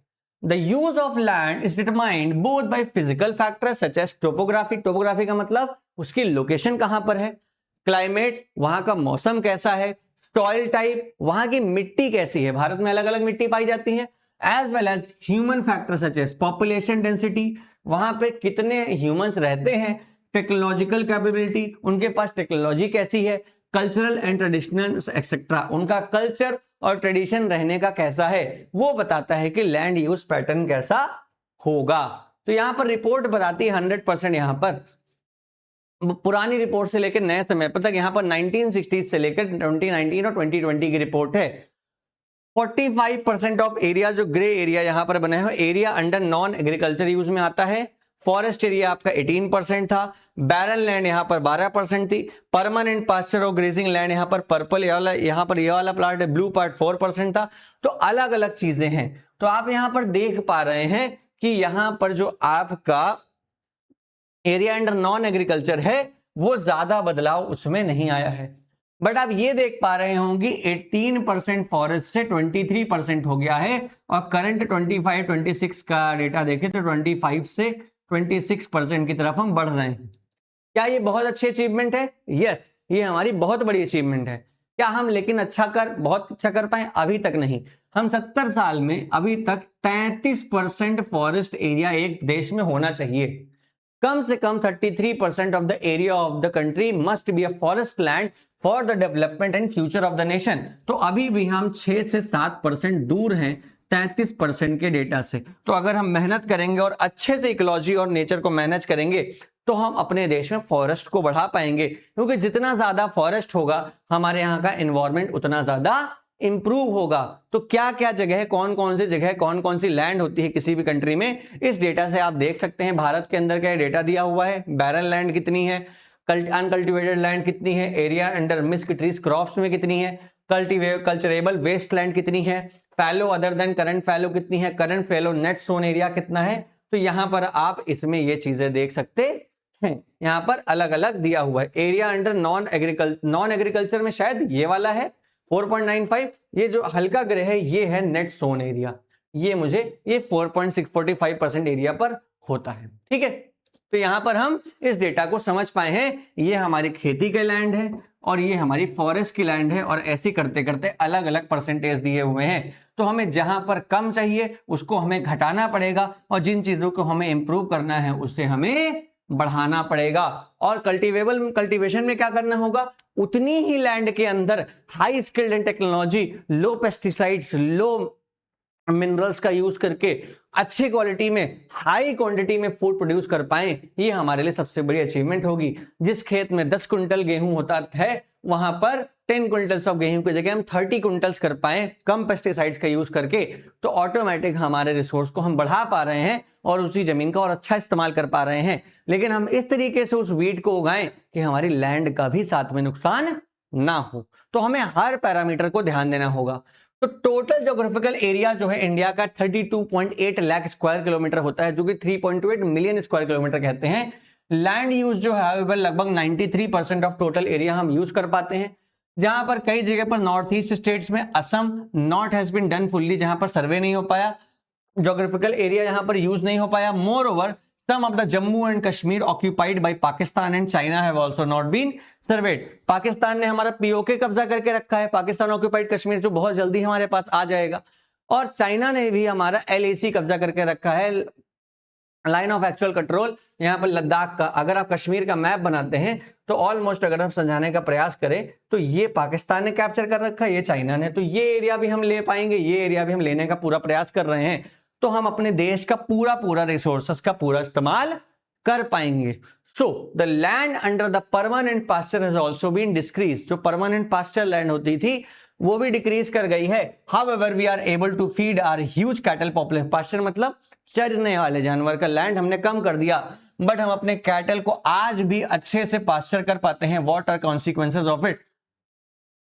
Reader, most of the other than current fallow lands are either of poor quality or cost of cultivation वहां पर बहुत हाई है। लेकिन जो करंट फैलो लैंड्स है, जो खेती नहीं की गई है, वहां पर खेती करना मुश्किल है। नहीं तो कुछ जगहों पर खेती करने की कॉस्ट इतनी ज्यादा है कि खेती करना मुश्किल हो गया है। Hence, these lands are cultivated once or twice about 2 or 3 year. इनको 2 से 3 बार खाली खेती की जाती है और इनका अगर परसेंटेज देखा जाए it comes about 50% of total reporting area. Total जो खेती होती है उसमें से 54% एरिया आज भी कैसा है?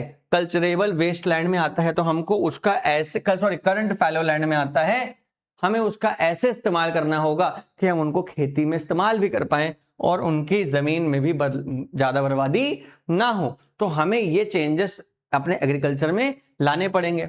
The pattern of snow are area varies gently from one state to another. It is over 80% of total area of Punjab and Haryana and less than 10% of Arunachal Pradesh and Mizoram, Manipur and Andaman and Nicobar Island। मतलब net stone area का मतलब पूरे आपके state का कितना area में खेती होती है।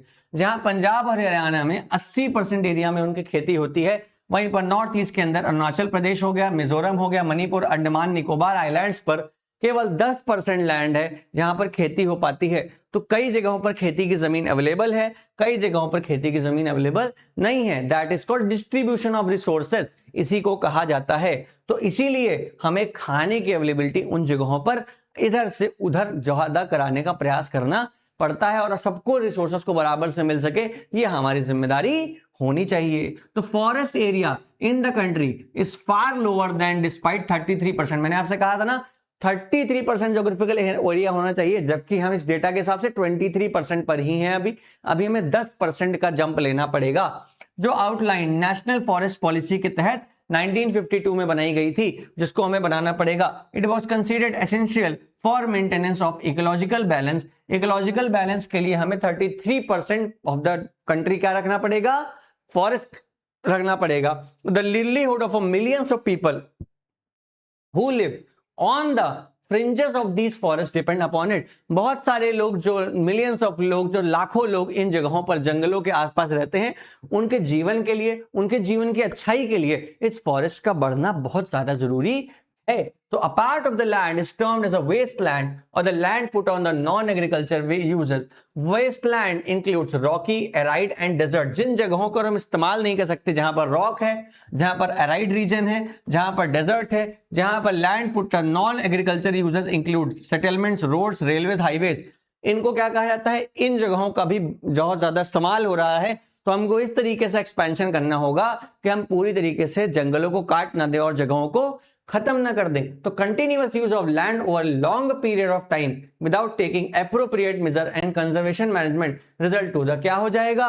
Land degradation. अगर लंबे समय तक लैंड को एक्सप्लॉइट करते रहे, एक्सप्लॉइट करने के बाद हमने इस पे ध्यान नहीं दिया कि हम जमीन को क्या ना करें, हम जमीन को इस तरीके से इस्तेमाल ना करें कि वो खत्म नहीं हो रही हैं, तो हमारा क्या होगा? लैंड डिग्रेडेशन हो जाएगा, जमीन में कमी आ जाएगी। तो this in turn has serious repercussions on society and environment. समाज में और हमारे वहां के एनवायरनमेंट, आसपास की इकोलॉजी में बहुत बड़े उसके नुकसान हमें झेलने पड़ेंगे। तो हमें लैंड को इस तरीके से यूज करना चाहिए कि लैंड क्या ना हो? डिग्रेड ना हो और खराब ना हो। इस तरीके से इस्तेमाल करना चाहिए कि हम उसका पूरा पूरा सही तरीके से एनवायरनमेंट को बिना नुकसान किए हम उसका इस्तेमाल कर सकें। 1 मिनट।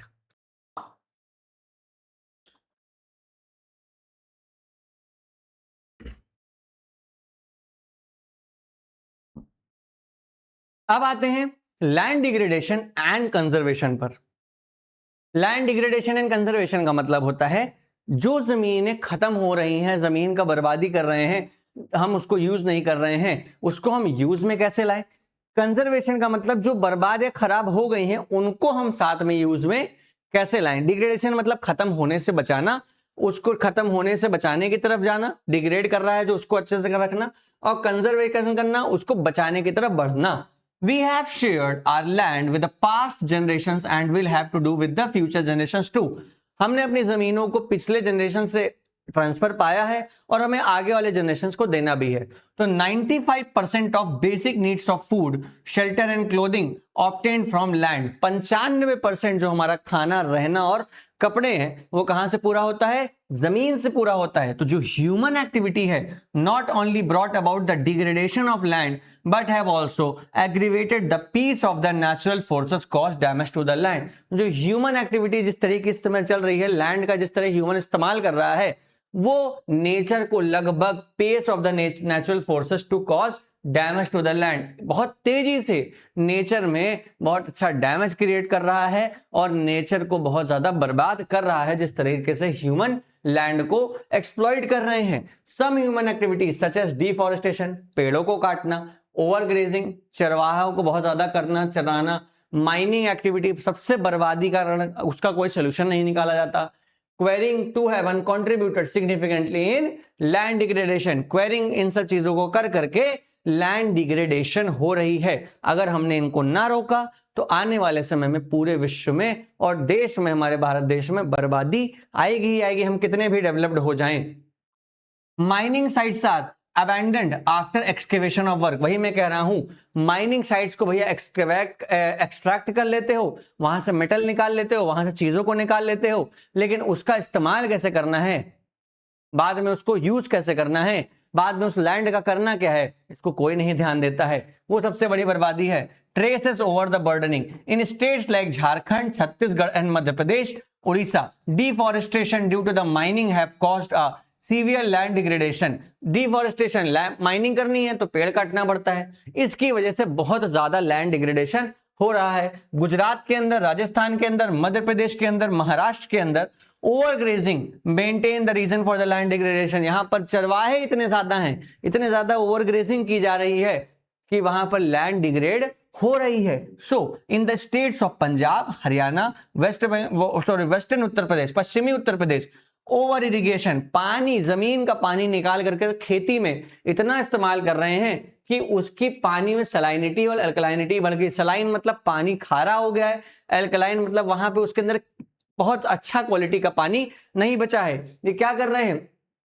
ओवर इरिगेशन मतलब पानी का इस्तेमाल करना, साथ ही साथ जो पेस्टिसाइड्स और केमिकल्स डालते हैं वो भी नीचे पानी में मिलता हुआ दिखाई दे रहा है। And the mineral processing like grinding of lime stone, cement industry, calcite and soap stone, ceramic industry generate a huge quantity of dust in the atmosphere. ये लोग भी लैंड के अंदर बहुत ज्यादा प्रॉब्लम कर रहे हैं। And retards as a process of infiltration of water into the soil after settle down on the land. In the recent year, industrial effluents waste have become a major source of land and water pollution in the many parts of country. इनका ये कहने का मतलब है जैसे कि irrigation से problem हो रही है उत्तर प्रदेश के अंदर और बिहार, पंजाब के अंदर, साथ ही साथ फर्टिलाइजर्स का उन पानी में मिलना और पानी का लेवल नीचे जाता जा रहा है, पानी मिल नहीं रहा है। साथ ही साथ जो लाइम स्टोन इंडस्ट्री है, टाइल्स जो बनती है, जो पत्थर कट रहे हैं, उनसे इतना ज्यादा डस्ट स्टॉर्म डेवलप होता है कि वो पानी के थ्रू वो कहां जा रहा है, इंडस्ट्रियल वेस्ट के थ्रू आपकी लैंड के अंदर जा रहा है और लैंड को क्या कर रहा है? पल्यूट कर रहा है, उसको बर्बाद कर रहा है। वो यूज करने लायक लैंड नहीं बच रही है। तो अगर हमने अपनी लैंड को सही तरीके से यूज ना किया तो एक समय ऐसा आएगा कि हम हाथ पे हाथ धरे बैठे रह जाएंगे। हमारे पास पैसे तो बहुत सारे होंगे लेकिन हमारे पास रिसोर्सेज नहीं होंगे इस्तेमाल करने के लिए। तो there are many ways to solve the problem in the land degradation. Land degradation को सॉल्व करने के तरीके बहुत सारे हैं, जैसे कि एफॉरेस्टेशन, पेड़ लगाओ, प्रॉपर मैनेजमेंट करो ग्रेजिंग का, सम एक्सटेंट तक कोशिश करो कि ग्रेजिंग इस तरीके से की जाए कि वेस्ट ना हो, पूरी जमीन बर्बाद ना हो जाए। Planting shelter beds plants and control the overgrazing, stabilization of sand dunes by growing a thorny bushes of some of the methods to check the land degradation in arid areas. ऐसे पेड़ लगाओ कि पानी कट करके जमीन, मिट्टी ना कटे, चीजें ना खत्म हो, स्टॉप सॉइल ना चली जाए, सॉइल की क्वालिटी ना खत्म हो जाए। प्लांटेशन करो, पेड़ लगाओ, पेड़ क्या करता है, जमीन को बांध करके रखता है, खेती में क्वालिटी बढ़ा के रखता है। ऐसी खेती करो जो नाइट्रोजन फिक्सेशन करे। क्लास 7 क्लास 6 में आपने साइंस में पढ़ रखा है, खेत की क्वालिटी मेंटेन रहे। तो अपनी जमीन का अगर हम सही इस्तेमाल अपने तरीके से करेंगे तो हमारी खेती से के साथ साथ हम अपनी जमीन को भी अच्छा बनाएंगे। Proper management of waste land control mining activities. Mining activities को इस तरीके से करो, माइनिंग करना मना नहीं कर रहे हैं, लेकिन उसको इस तरीके से करो कि हम उसका बाद में भी लैंड को इस तरीके से यूज कर पाए कि वहां पर फिर से फॉरेस्ट हो जाए या कुछ और नया तरीके से डेवलप कर पाए। उसके बाद proper discharge of disposal of industrial effluents and waste water treatment. जो भी गंदगी बड़ी बड़ी इंडस्ट्रीज, बड़ी बड़ी मशीनरी से निकल रही है, उसको इस तरीके से मैनेज करो कि उसके अंदर की गंदगी को पहले ट्रीट किया जाए, फिर छोड़ा जाए कि वो लैंड को क्या ना करे, पल्यूट ना करे। हमें इस पर सबसे ज्यादा ध्यान देना होगा। अब लैंड एज अ रिसोर्स हमने पढ़ लिया और लैंड डिग्रेडेशन के कारण पढ़ लिए, तो उसको कंजर्व करने का तरीका भी सीख लिया। लेकिन लैंड के ऊपर ही होती है क्या, सॉइल, मिट्टी। मिट्टी एक ऐसा सोर्स है जिसपे आज हम और आप जिंदा हैं। आपको जो खाना मिलता है वो मिट्टी से मिलता है, पानी मिलता है वो मिट्टी के नीचे से ही खोद करके निकाल करके आप ग्राउंड वाटर को ही ले रहे हैं, यूज कर रहे हैं अपने यहाँ, साथ ही साथ रिवर वाटर को भी यूज कर रहे हैं। तो soil is the most essential part of human life.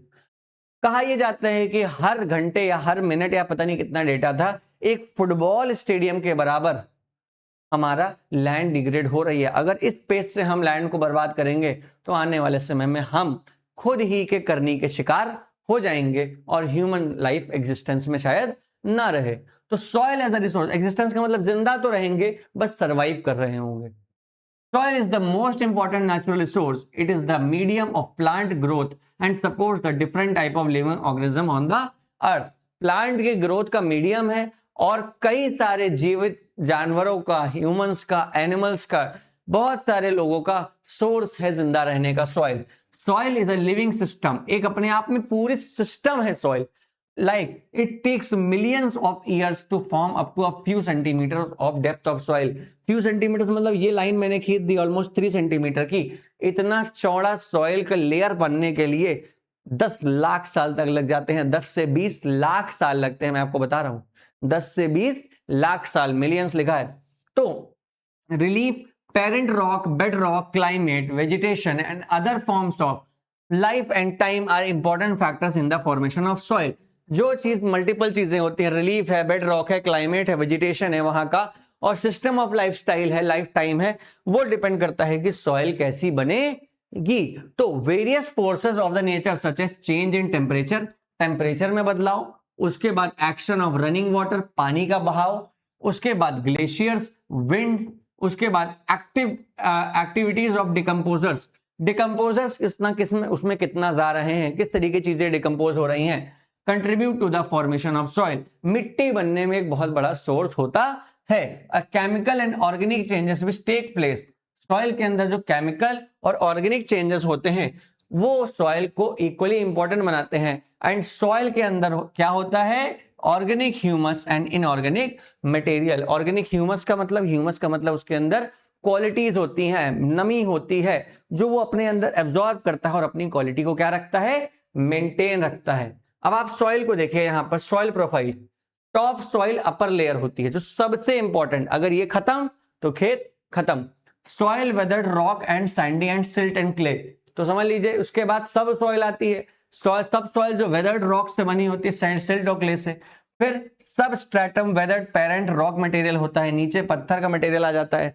फिर उसके बाद आता है यहां पर अनवेदर्ड पेरेंट रॉक आ जाती है। तो most important and main important part of soil क्या है, आपका टॉप सॉइल, जो आपकी पूरी लाइफ में सबसे ज्यादा आपके काम आती है, जिसकी वजह से आप पूरे अर्थ पर सरवाइव करते हैं। तो on the basis of factors of responsible for soil formation, जिन चीजों पर सॉइल बनती है, जैसे कि कलर हो गया, थिकनेस हो गया, टेक्सचर हो गया, एज हो गई, केमिकल एंड फिजिकल प्रॉपर्टीज हो गई, soil of India are classified in different types. Soil of India क्या करी जाती है, डिफरेंट टाइप से क्लासिफाई करी जाती हैं। तो इंडिया के अंदर एक तरीके की सॉइल नहीं है भैया, बहुत तरीके की सॉइल है। इसको अगर हम ध्यान दें, classification of soil, India has varied relief features, landforms, climate, rains and vegetation type. There have been contributed in development of various type of soil. कई सारी चीजों में डेवलपमेंट में सॉइल का इस्तेमाल किया गया है। आपके देश में बहुत सारी चीजों में सॉइल ने मदद की है। सबसे ज्यादा इंपॉर्टेंट कहेंगे अगर तो जो सबसे ज्यादा एरिया रखती है वो रहती है एलुवियल सॉइल। जहां पर आप उत्तर प्रदेश, पंजाब, बिहार से अगर आप हैं तो एलुवियल सॉइल ही आपका सबसे बड़ा सोर्स है। वहां से सबसे ज्यादा पूरी खेती हो रही है पूरे देश में, वहीं से सारी चीजें पहुंच रही हैं खेती के मामले में। This is the most widely spread and important soil कही जाती है। इनफैक्ट अगर हम देखें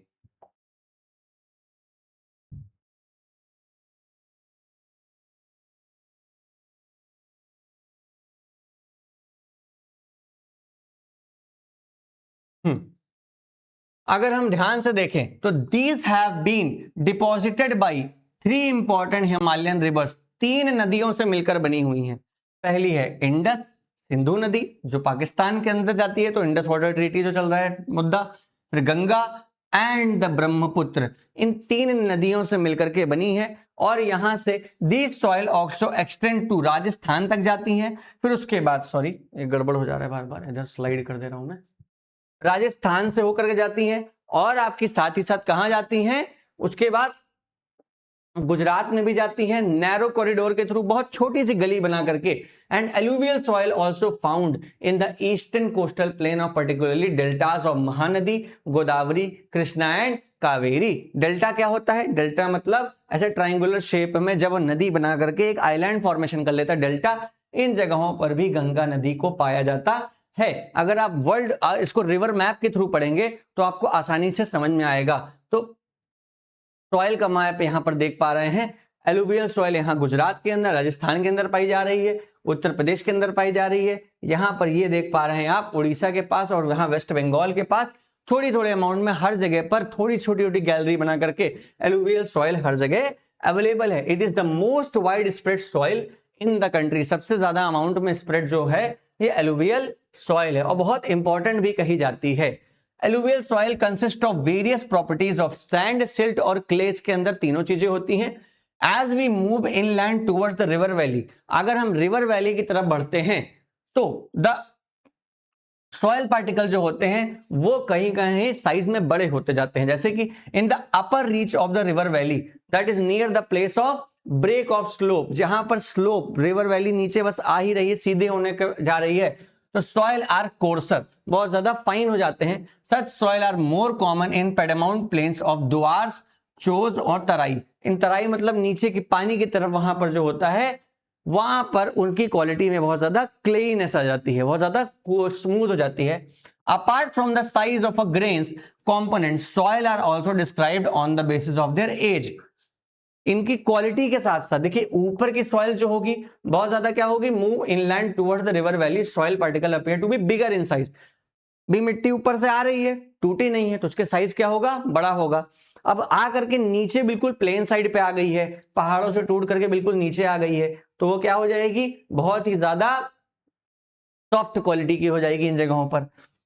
तो 2 तरह की होती है। उसी के साथ साथ 2 तरह की भी एलुवियल सॉइल होती है उनकी एज के हिसाब से। तो जो सॉइल एज में ओल्ड होते, क्लासिफाइड ओल्ड एलुवियल कहा जाता है, उनको बांगर कहते हैं। दैट इज न्यू एलुवियल को क्या कहा जाता है, खादर कहा जाता है। Old alluvial bangar, new alluvial को खादर बुलाया जाता है। The bangar soil has a higher concentration of kankar. जो बांगर सॉइल होती है, ओल्ड एलुवियल होती है, उनके अंदर कंकड़ बहुत ज्यादा होता है और साथ ही साथ kankar nodules and khadar than the khadar. Khadar से ज्यादा कंकड़ किसमें होता है, बांगर के अंदर होता है। And it has more fine particle in more fertile than bangar. जो न्यू सॉइल होती है वो बांगर से ज्यादा अच्छी होती है, जो खादर होती है वो बांगर से ज्यादा अच्छी, क्योंकि जितनी ज्यादा फाइन होगी उतनी ज्यादा अच्छे से ही खेती उसमें हो पाएगी। इसीलिए देखिए टर्निंग ऑफ सॉइल लगातार किया जाता है कि उसके पार्टिकल छोटे छोटे हो जाएं। अगर वो पहले से ही छोटे होकर अवेलेबल हैं तो हमारे लिए ये बेनिफिशियरी ही साबित होते हैं। Alluvial soil are whole are very fertile, बहुत ज्यादा फर्टाइल होते हैं। Mostly these soil contain adequate proportion of potash, phosphoric acid and lime which are ideal for growing of sugar cane, paddy, wheat, cereal, pulses and crop, इनके अंदर phosphate, potash और phosphoric acid और lime पाया जाता है, जो गन्ने की खेती के लिए बहुत ज्यादा अच्छा होता है, व्हीट की खेती के लिए बहुत अच्छा होता है, मक्के की खेती के लिए बहुत अच्छा होता है और दालों की खेती के लिए बहुत ज्यादा अच्छा होता है। यहाँ पर दालों की खेती का इंपॉर्टेंस इसलिए दिया जाता है क्योंकि अगर आप एक क्रॉप से दूसरे क्रॉप के बीच में दाल की खेती कर देते हैं तो आपके खेत के अंदर क्या हो जाता है, नाइट्रोजन फिक्सेशन। नाइट्रोजन फिक्सेशन क्या हो जाता है, खेत जग जाता है, वापस से उसके अंदर अपनी ताकत आ जाती है। इसीलिए सीरियल से यहां पर ग्रो करना बहुत इंपॉर्टेंट होता है और एलुवियल सॉइल सीरियल्स ग्रो करने के लिए बहुत अच्छी होती है। Due to the high fertility, इनकी फर्टिलिटी हाई है, regions of alluvial soil are intensively cultivated and densely populated. इसीलिए आप देखते हैं सबसे बड़ी पॉपुलेशन कहां पर है, उत्तर प्रदेश में 25 करोड़ की पॉपुलेशन, पंजाब की पॉपुलेशन बहुत ज्यादा है, दिल्ली की पॉपुलेशन बहुत ज्यादा है, बिहार की पॉपुलेशन अच्छी खासी है, ठीक। तो जहां पर एलुवियल सॉइल ज्यादा होगी वहां पर प्लेन लैंड होगा, प्लेन लैंड ज्यादा डेवलपमेंटेड होती है, वहां पर क्रॉप बहुत सारी होती है, खेती बहुत अच्छी होती है, इसीलिए वहां पर पॉपुलेशन भी बहुत अच्छे से लोग हाई डेंसिटी में रहते हैं। Soil in drier areas are more alkaline and can be productive after proper treatment of irrigation। जहां पर सूखा ज्यादा पड़ता है उन ड्रायर एरियाज में सॉइल थोड़ी एल्कलाइन हो जाती है, उनका नेचर थोड़ा सा एसिडिक हो जाता है, तो उनको प्रॉपर ट्रीटमेंट करके उसको इरिगेशन करके हम उसको क्या कर सकते हैं, हम उसको अपने इस्तेमाल में ला सकते हैं। अब आती है दूसरी सॉइल, एल्कलाइन हो जाती है, हम इसको यूज में ला सकते हैं। उसके बाद दूसरी सॉइल आती है आपकी ब्लैक सॉइल। एलुवियल सॉइल कौन सी होती है, उत्तर प्रदेश, बिहार, पंजाब, राजस्थान, गुजरात, इन जगहों पर एलुवियल सॉइल पाई जाती है, इनका इस्तेमाल हमने अभी पर देखा। अब हम आते हैं ब्लैक सॉइल के ऊपर। ब्लैक सॉइल आप ये मान के चल लीजिए जितने आपके बाल ब्लैक होते हैं लगभग इसको टच कर देती, इतनी ब्लैक होती है। मध्य प्रदेश के अंदर आप लाइव इसको जाकर के देख सकते हैं। The soil are black in colour and are also known as regur soil, इनको बुलाया जाता है, बहुत खूबसूरत दिखते हैं। यहां पर आप देख पाएंगे black soil is ideal for growing cotton, जिनकी शर्ट्स आप पहनते हैं उनको ब्लैक सॉइल में उगाया जाता है। And is also known as black cotton soil भी इनको बुलाया जाता है। ब्लैक कॉटन सॉइल मतलब सबसे ज्यादा जो चीज होती है उसी का नाम लिया जाता है। It is believed that climatic conditions along with the parent rock material are important factor for the formation of black soil. पहले इंडिया के अंदर वॉल्केनोज हुआ करते थे कहा जाता है, तो वॉल्केनिक इरप्शन हुए, वॉल्केनिक इरप्शन से क्या हुआ, parent rock material, bed rock material जो थे वहां पर आकर के सेटल हुए, सेडिमेंट्री रॉक जो भी रॉक बनी सेटल हुए। तो लावा किस कलर का होता है, ब्लैक। सेटल होकर के समय के साथ मिलियंस ऑफ ईयर में किसमें कन्वर्ट हो गए, ब्लैक सॉइल में। तो the type of soil typical for the Deccan trap basalt region spread over the north west Deccan plateau is made up of lava flow. मैंने आपसे कहा ना लावा के फ्लो से ही डेक्कन प्लेट्यू के इस तरफ ट्रैप होने वाले जो सॉइल थी वो थी ब्लैक सॉइल। तो the cover the plateaus of Maharashtra, Saurashtra, Malwa, Madhya Pradesh, Chhattisgarh extend to the southern east direction almost Godavari and Krishna river valley तक ये जाते हैं। आप यहां पर जितना भी ये रीजन देख रहे हैं ग्रे, ये सारा रीजन आपका क्या आता है, ब्लैक सॉइल का रीजन आता है। ये देखिए मध्य प्रदेश से होते हुए यहां पर महाराष्ट्र को भी टच करता है, कुछ पार्ट्स ऑफ साइड गुजरात को भी टच करता है और नीचे साउदर्न स्टेट्स में भी टच करता है। Madhya Pradesh major part of the Madhya Pradesh क्या आता है, ब्लैक सॉइल के अंदर आता है, इसीलिए इसको कॉटन स्टेट भी बोलते हैं, कॉटन सॉइल भी बोलते हैं, जिसके अंदर कॉटन ग्रो की जाती है। तो सॉइल के अंदर ब्लैक सॉइल बहुत ज्यादा सेकंड नंबर पर सबसे अच्छी सॉइल में से आती है। Black soil are made of extremely fine clay material, बहुत ज्यादा फाइन होती है। जैसे कि एलुवियल आपकी क्या थी, थोड़ी सी कंकड़ वाली थी, खादर एंड बांगर में फर्क था, खादर ओल्ड एलुवियल, बांगर बांगर ओल्ड एलुवियल, खादर न्यू एलुवियल में आती है, खादर ज्यादा अच्छी होती थी। उसी के बाद अब क्लेई सॉइल हो जाती है। इनको ये कहा जाता है कि their capacity to hold moisture, ये पानी को पकड़ने में बहुत अच्छी होती है, कौन सी, ब्लैक सॉइल। तो in addition they are rich in soil nutrients such as calcium होता है, कैल्शियम कार्बोनेट होता है, मैग्नीशियम होता है, पोटैश होता है और लाइम होता है। ये चार फीचर्स इसके अंदर होते हैं। तो these soil are generally poor in phosphoric content, ये किसके अंदर था, एलुवियल के अंदर था, and they develop deep crack in the hot weather. इसी कंटेंट के ना होने की वजह से अगर गर्मी बहुत तेजी से यहां पर पड़ती है तो इनके अंदर क्या आ जाते हैं, डीप क्रैक्स आ जाते हैं, जो आप यहां पर देख पा रहे हैं। हाई इंटेंसिव गर्मी पड़ने की वजह से डीप क्रैक आते हैं, which helps the proper aeration of soil. उसका फायदा होता है इसको, जैसे फटन बनती है, जैसे क्रैक आते हैं, उसके अंदर हवा जा पाती है, and these soil are sticky and wet होते हैं, difficult to work unless it is still immediately after the first shower during the pre monsoon. अगर पहली बारिश हो गई है और आपने इसको टर्न और टिलिंग ना की, इसका मेंटेनेंस ना की, तो इसके बाद आप दूसरी बारिश के बाद इसमें काम नहीं कर पाएंगे, क्योंकि ये कैसी है, क्ले है इसके अंदर।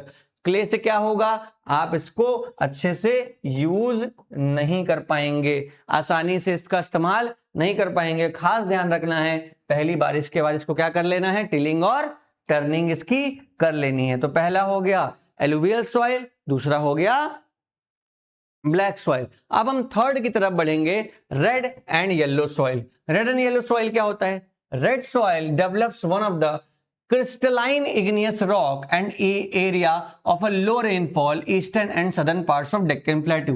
Eastern parts and southern parts of Deccan plateau के पास ये रेड सॉइल पाई जाती है।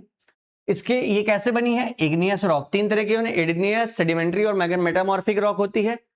इग्नियस रॉक की वजह से बनी हुई होती है red and yellow soil, and yellow and red soil are also found in parts of Orissa, Chhattisgarh, southern parts of middle Ganga plain along with the piedmont zone of western Ghat. Eastern Ghat और वेस्टर्न घाट जानते हैं ना आप, ये है आपका ईस्टर्न घाट, ये है आपका वेस्टर्न घाट, ये है आपका डेक्कन प्लेट्यू, बीच में याद रखना डेक्कन ट्रैप भी कहते हैं। इसीलिए ये देखिए रेड एंड येलो पार्ट, जो रेड यहां पर पार्ट है इसको रेड एंड येलो सॉइल कहते हैं। देखिए उत्तर प्रदेश को भी छू रहा है, मोस्ट ऑफ द उड़ीसा को टच करता है, झारखंड को टच करता है। इधर के साउथ के स्टेट्स में आ जाइए तो यहां पर भी बहुत सारी जगहों पर रेड एंड येलो सॉइल पाई जाती है। ये कैसे बनी होती है, इग्नियस रॉक से बनी हुई होती है, याद रखिए, एकदम पॉइंट बाय पॉइंट याद रखिएगा। And these soil develop reddish colour, क्यों होता है, क्योंकि इनके अंदर iron in crystalline and metamorphic rock पाई जाती है, क्रिस्टलाइन फॉर्म में आयरन पाया जाता है। And it looks yellow when it occurs in a hydrated form. अगर इसमें पानी टच करता है, जैसे कि बारिश हो जाती है, तो इसका रंग लाल से कैसा हो जाता है, पीला हो जाता है। इसीलिए इसको रेड एंड येलो बोथ बोलते हैं। रेड कलर किस कारण से है, क्योंकि इसके अंदर आयरन कंटेंट है, reddish due to the diffusion of iron in crystalline and metamorphic rocks. उसके बाद येलो कैसे है, जब इस सॉइल को पानी टच करता है तो इस किस कलर की हो जाती है, येलो कलर की हो जाती है। ठीक है, तो अब आप समझ पा रहे हैं, okay. Laterite has derived from a Latin word later which is made means brick। later मतलब brick के फॉर्म की। These laterite soil develops under the tropical and subtropical climate and alternate wet and dry season। alternate wet and dry season मतलब एक बार बारिश हुई, एक बार बारिश नहीं हुई, ऐसे सीजन्स में ये सॉइल बनती हैं। These soil results of a intense leaching due to heavy rain।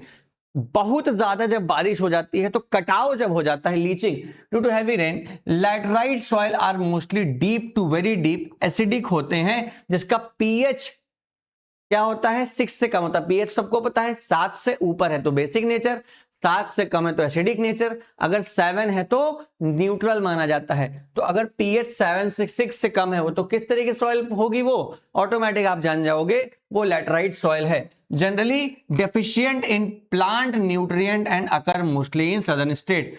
Plant के न्यूट्रिएंट इसमें बहुत कम होते हैं और ज्यादातर साउथ के स्टेट्स में पाई जाती है।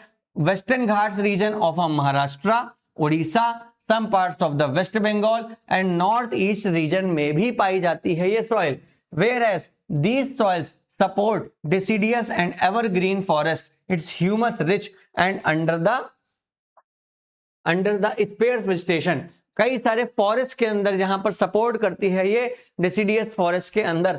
And semi aired environment, it is generally humus poor होती है, इसके अंदर बहुत अच्छा ह्यूमस नहीं होता। ह्यूमस किसमें था, ब्लैक सॉइल में बहुत ज्यादा था, इस बात का ध्यान रखिएगा। They are prone to erosion, erosion मतलब कटाव बहुत तेजी से होता है, and degradation due to the position of the landscape, ये डिग्रेड कर जाती हैं क्योंकि इनके जिस तरह की पोजीशन होती है बारिश होते ही यहां से ये कट जाती हैं। इसीलिए यहां देखिए ट्रॉपिकल एंड सब ट्रॉपिकल रीजन बोला गया। ट्रॉपिकल मतलब बहुत ज्यादा बारिश होना, सब ट्रॉपिकल मतलब बारिश का एक लेवल मेंटेन रहता है, ऑल्टरनेट बेस पर होती रहती है। After adoption of appropriate soil conservation technique particularly in the hilly areas of Karnataka, Karnataka और केरल और तमिलनाडु के अंदर बहुत ज्यादा प्रोसेस किया गया, टेक्निक कंजर्वेशन की यूज की गई।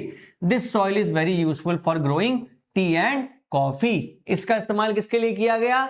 चाय पत्ती और कॉफी को ग्रो करने के लिए इसका इस्तेमाल किया गया, क्योंकि ये बहुत ज्यादा इंपॉर्टेंट है। And red laterite soil in Tamil Nadu, Andhra Pradesh and Kerala is most suitable for crop like cashew nut. जो काजू आप खाते हो वहां पर रेड लैटराइट सॉइल होती है, जो तमिलनाडु, आंध्र प्रदेश और केरला के अंदर इसको यूज किया जाता है काजू की खेती करने के लिए। ऐसा नहीं है कि एक सॉइल में कमी है तो वो यूज में नहीं है, एक सॉइल में ये चीजें हैं तो वो इस खेती के लिए है, दूसरी सॉइल में अदर चीजें हैं तो वो उस खेती के लिए है। तो सब सॉइल्स का अपना अपना काम होता है। यहां पर आपको लैटराइट सॉइल के बारे में पता चल गया, लैटराइट सॉइल क्या होता है। अब आगे बढ़ते हैं, एराइड सॉइल। अभी तक आपने रेड एंड येलो देखा, पिंक में जो आपका है लैटराइट सॉइल, देखिए एकदम छोटा सा ये लैटराइट है, ये लैटराइट सॉइल है। आप केरला और कर्नाटका, तमिलनाडु देख पा रहे हैं, ये देखिए लैटराइट सॉइल है। इन सब का इस्तेमाल टी और कॉफी को ग्रो करने के लिए किया जाता है, और साथ ही साथ काजू को भी इसी में ग्रो किया जाता है। कैश्यू नट्स आप जान गए ना, कैश्यू नट्स इस तरह से आप याद रख पाएंगे, इसका पॉइंटर्स बनाएंगे। मैं नोट्स पीडीएफ अपलोड करूंगा इसके नीचे वाले डिस्क्रिप्शन में, कोशिश रहेगी बहुत जल्दी 1 से 2 दिन के अंदर उसको आप डाउनलोड कर लीजिएगा, चैप्टर का पूरा है। लेकिन सिर्फ नोट्स पीडीएफ पे डिपेंडेंट मत रहिएगा, क्वेश्चन आंसर्स भी होंगे। आप पहले चैप्टर रीड करिएगा, फिर नोट्स पीडीएफ पढ़िएगा, फिर क्वेश्चन आंसर्स को रीड करिएगा। मैं क्वेश्चन आंसर्स का भी वीडियो लेकर के आऊंगा, एक्सप्लेनर लेकर के आऊंगा, साथ ही साथ एमसीक्यूज भी होंगे। Arid soil range from red to brown in colour, ये लाल से लेकर के भूरे रंग के होते हैं। They are generally sandy in texture and saline in nature, इनका टेक्सचर कैसा होता है? सैंडी होता है और सलाइन होता है। इन सम एरियाज सॉल्ट कंटेंट बहुत ज्यादा हाई होता है, सलाइन मतलब वही ना salt content. Common salt obtained by evaporating the water, इसी रीजन्स के अंदर पानी को उड़ा करके भैया नमक भी बना लेते हैं, इतना ज्यादा नमक पाया जाता है। तो due to the dry climate, सूखा होने की वजह से, टेम्परेचर बहुत ज्यादा होने की वजह से इवेपोरेशन बहुत तेज होता है, तो soil lakhs of humus and moisture, ना इसमें ह्यूमस होता है ना इसमें मॉइस्चर होती है। लैटराइट सॉइल में मॉइस्चर कैसे थी? बारिश की वजह से। यहां क्या नहीं हो रही है? बारिश ही नहीं हो रही है, तो यहां पर ना ह्यूमस पाया जाता है ना मॉइस्चर। तो the lower horizon of soil occupied by kankar because of increasing calcium content, जो उसका लोअर होराइजन है, नीचे का पार्ट है सॉइल का, वहां पर कंकड़ बहुत पाए जाते हैं, और क्योंकि उसके अंदर कैल्शियम की कमी होती है। तो the kankar layer formation in the bottom horizon restrict the infiltration of water after proper irrigation, this soil become cultivable has been the case of western Rajasthan. कई बार क्या किया गया है, पानी को फिल्ट्रेट नहीं होने देता है, मूव नहीं होने देता है, कंकड़ की वजह से यहाँ पर इतना हार्ड ब्रिक बन जाते हैं। इसीलिए इन सॉइल का इस्तेमाल कहाँ किया गया? इन सॉइल का इस्तेमाल इस तरह से किया गया कि हम इसका इरिगेशन बहुत अच्छा कर दें, पानी का कंटेंट बढ़ा दें, तो हम इसका खेती में इस्तेमाल कर सकते हैं। इसलिए एराइड सॉइल कहां पाई जाती है? राजस्थान के, वेस्टर्न राजस्थान के अंदर इसको कोशिश की गई है इसमें खेती करने के लिए। तो एराइड सॉइल कहां पर पाई जाती है? राजस्थान में। ओके, हमने सबसे पहले पढ़ लिया एलुवियल सॉइल के बारे में, फिर ब्लैक सॉइल के बारे में, फिर रेड एंड येलो सॉइल के बारे में, फिर लैटराइट सॉइल के बारे में, फिर एराइड सॉइल के बारे में। अब हम फाइनली पढ़ने जा रहे हैं फॉरेस्ट सॉइल के बारे में। अब एराइड सॉइल आप देख लीजिए, एराइड येलो बना हुआ है, ये देखिए arid soil, western Rajasthan. Western Rajasthan map में दिया हुआ है, जब आप मैप से देख करके पढ़ेंगे ऑटोमेटिक आपके दिमाग में एक इमेज बन जाएगी। आप इस पूरे मैप को अपने हाथ से पॉलिटिकल मैप ऑफ इंडिया में बना लीजिए, मैप ऑफ इंडिया में बना लीजिए, हो सकेगा तो मैं प्रोवाइड करने का प्रयास करूंगा। पॉलिटिकल मैप ऑफ इंडिया में बना लीजिए तो ऑटोमेटिक आपको स्टेट्स याद हो जाएंगे, किस किस स्टेट में कौन कौन सी सॉइल पाई जाती है। वैसे तो आप टॉप पॉइंट्स वाइज याद करेंगे तो आपको ऑटोमेटिक ये याद हो जाएगा। अब आते हैं फॉरेस्ट सॉइल की तरफ। These soil are found in hilly and mountain areas where sufficient rain as forest are available. ये फॉरेस्ट सॉइल जो होती है माउंटेन एरियाज में ज्यादा पाई जाती है, जहां पर फॉरेस्ट बहुत ज्यादा अवेलेबल है। This soil texture varies according to the mountain environment weather they are formed. जहां पर जैसा पहाड़ों का नेचर होता है, वहां पर जैसा उनका वेदर होता है, उनका जैसा क्लाइमेट होता है, वहां पर फॉरेस्ट का अपना अपना नेचर होता है। They are loamy and silty in the valley and sides and coarser grain in the upper slopes। जो ऊपर की ग्रेन होती है वो कोर्सर होती है, मतलब वहां पर दाने जो होते हैं मिट्टी के वो बहुत ज्यादा भारी होते हैं। वहीं पर नीचे की तरफ जो होते हैं वो सिल्टी, मतलब बहुत ज्यादा प्लेन होते हैं, पतले होते हैं। ये क्या होते हैं? These are snow covered area. Snow covered मतलब यहां पर स्नो गिरती है हिमालयन रीजन में। And these soil experience are denudation and are acidic with the low humus content. यहां पर डेन्यूडेशन होता है और इसके अंदर एसिडिक कंटेंट ज्यादा होता है और ह्यूमस कंटेंट कम होता है। तो the soil found in lower parts of the valley particularly on the river terrace and alluvial far are fertile. मतलब माउंटेन के ऊपर वाली सॉइल बहुत अच्छी नहीं होती है, जो नदियों के पास नीचे एलुवियल लैंड के पास टच करती है वो सॉइल फर्टाइल होती है, खेती लायक होती है। मतलब ये जो ऊपर की सॉइल है यहाँ पर खेती करना आसान नहीं है। जो एलुवियल के पास की सॉइल यहाँ पर जो टच कर रही है, इन्हीं में आप आसानी से खेती कर सकते हैं। नहीं तो ऊपर की सॉइल बिल्कुल फर्टाइल नहीं होती है फॉरेस्ट की, वो आप उसमें खेती नहीं कर सकते। लास्ट सॉइल क्या नाम था? Forest soil. तो हमने टाइप्स ऑफ सॉइल पढ़ लिए, लैंड यूजेस पढ़ लिए, लैंड रिसोर्सेस पढ़ लिए। अब हम फाइनली पढ़ेंगे soil erosion and soil conservation. मिट्टी बहुत एसेंशियल पार्ट है, तो उसका इरोजन नहीं होना चाहिए, हमें उसको बचा करके रखना है। So the denudation of a soil covers the subsequent washing down of described as soil erosion। denudation of top soil, जो ऊपर की मिट्टी उड़ जाती है, बाढ़ आ जाए तो चली जाती है, बारिश से लेयर ऊपर की चली जाती है, तो उसको सॉइल इरोजन कहा जाता है। तो the process of soil formation and erosion go on simultaneously, generally there is a balance between the two. ये बैलेंस बना रहता है, ये सब होता रहता है। लेकिन अगर कई जगह पर ये बैलेंस डिस्टर्ब हो गया ह्यूमन एक्टिविटीज की वजह से, जैसे कि डिफॉरेस्टेशन, ओवरग्रेजिंग, कंस्ट्रक्शन, माइनिंग, इन सब वजह से forces like wind, glaciers and water led soil erosion अगर होने लग गया, हमारी ह्यूमंस के सामने पेड़ काट दिए, अब भैया पानी बहा, टॉप सॉइल उड़ा के लेके चला गया, किसकी वजह से हुआ? हमारी वजह से। तो नुकसान कौन झेलेगा? हम, साथ ही साथ नेचर में रहने वाले सारे प्राणी। तो the running of water cuts through the layer of the soil and deep channels क्या बना लेते हैं? गलीज बना लेते हैं, रास्ता बन जाता है और लगातार पानी बहता रहता है, उसी के साथ टॉप सॉइल की मिट्टी भी बह जाती है।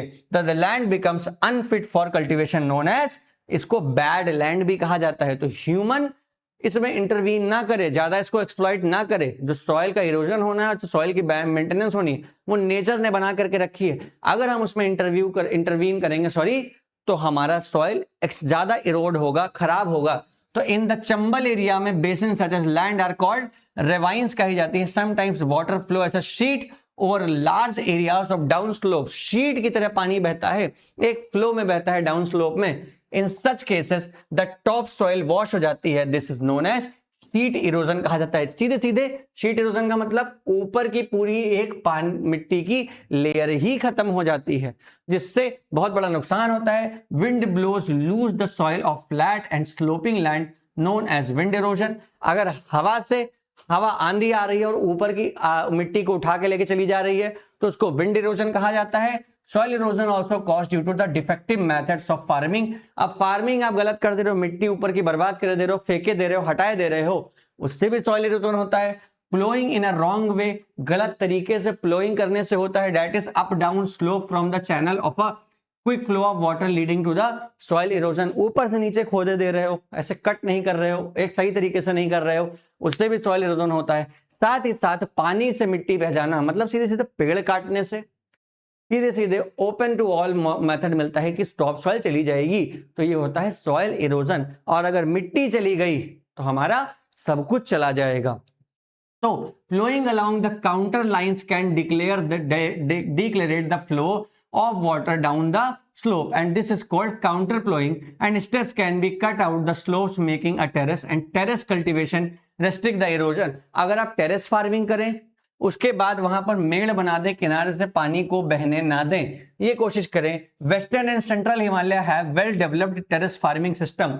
टेरेस फार्मिंग का मतलब आप ऐसे स्टेयर फार्मिंग और टेरेस फार्मिंग बना दें, छत वाला सिस्टम बना दें, इस तरह के ऊंचाई पर खेती करें, लेयर बाय लेयर करें, तो आप मिट्टी के बहाव को बचा सकते हैं। अगर आप फार्मिंग करेंगे तो पेड़ लगेंगे तो रूट्स होंगी तो मिट्टी को पकड़ के रखेंगी, तो बहता हुआ पानी अपने साथ मिट्टी को नहीं ले जा पाएगा। उसी तरीके से large fields can be divided into strips. बड़ी बड़ी जमीनों को हम छोटे छोटे पार्ट्स में काट सकते हैं, उन पार्ट्स की बाउंड्रीज बना सकते हैं। स्ट्रिप्स के ग्रास को छोड़ दिया जाए between the crop and this break the force of wind method known as strip cropping.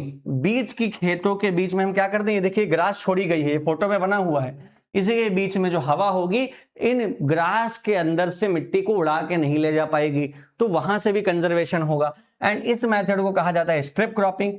Planting lines of trees of create a work similar way and rows of trees, ये कहा गया shelter belts बना दें and these shelter belts have contribute significantly in the stabilisation of dunes. मतलब हमें सीधे सीधे मिट्टी को पकड़ने वाले साधन बनाने हैं। इसका सीधा एग्जांपल है प्लांटिंग।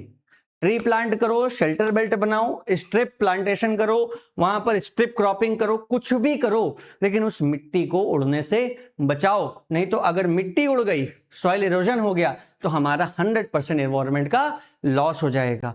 तो यहां पर हमने चैप्टर में बहुत ही आसानी से समझने का प्रयास किया रिसोर्स एंड डेवलपमेंट। रिसोर्स का इस्तेमाल कैसे करें, उसको किस तरीके से पूरे अपने इस्तेमाल में लाएं और उसका कैसे यूज करें कि हमारे फ्यूचर जनरेशन उसका इस्तेमाल करें, ये हमने यहां पर जाना है। इसके इंपॉर्टेंट पॉइंट्स को नोट कर लीजिएगा। इस चैप्टर को जा करके वीडियो देखने के बाद रीड जरूर करिएगा और कमेंट बॉक्स में व्यू दीजिएगा कि आपको पढ़ने में कैसा लगा। नमस्ते बच्चों।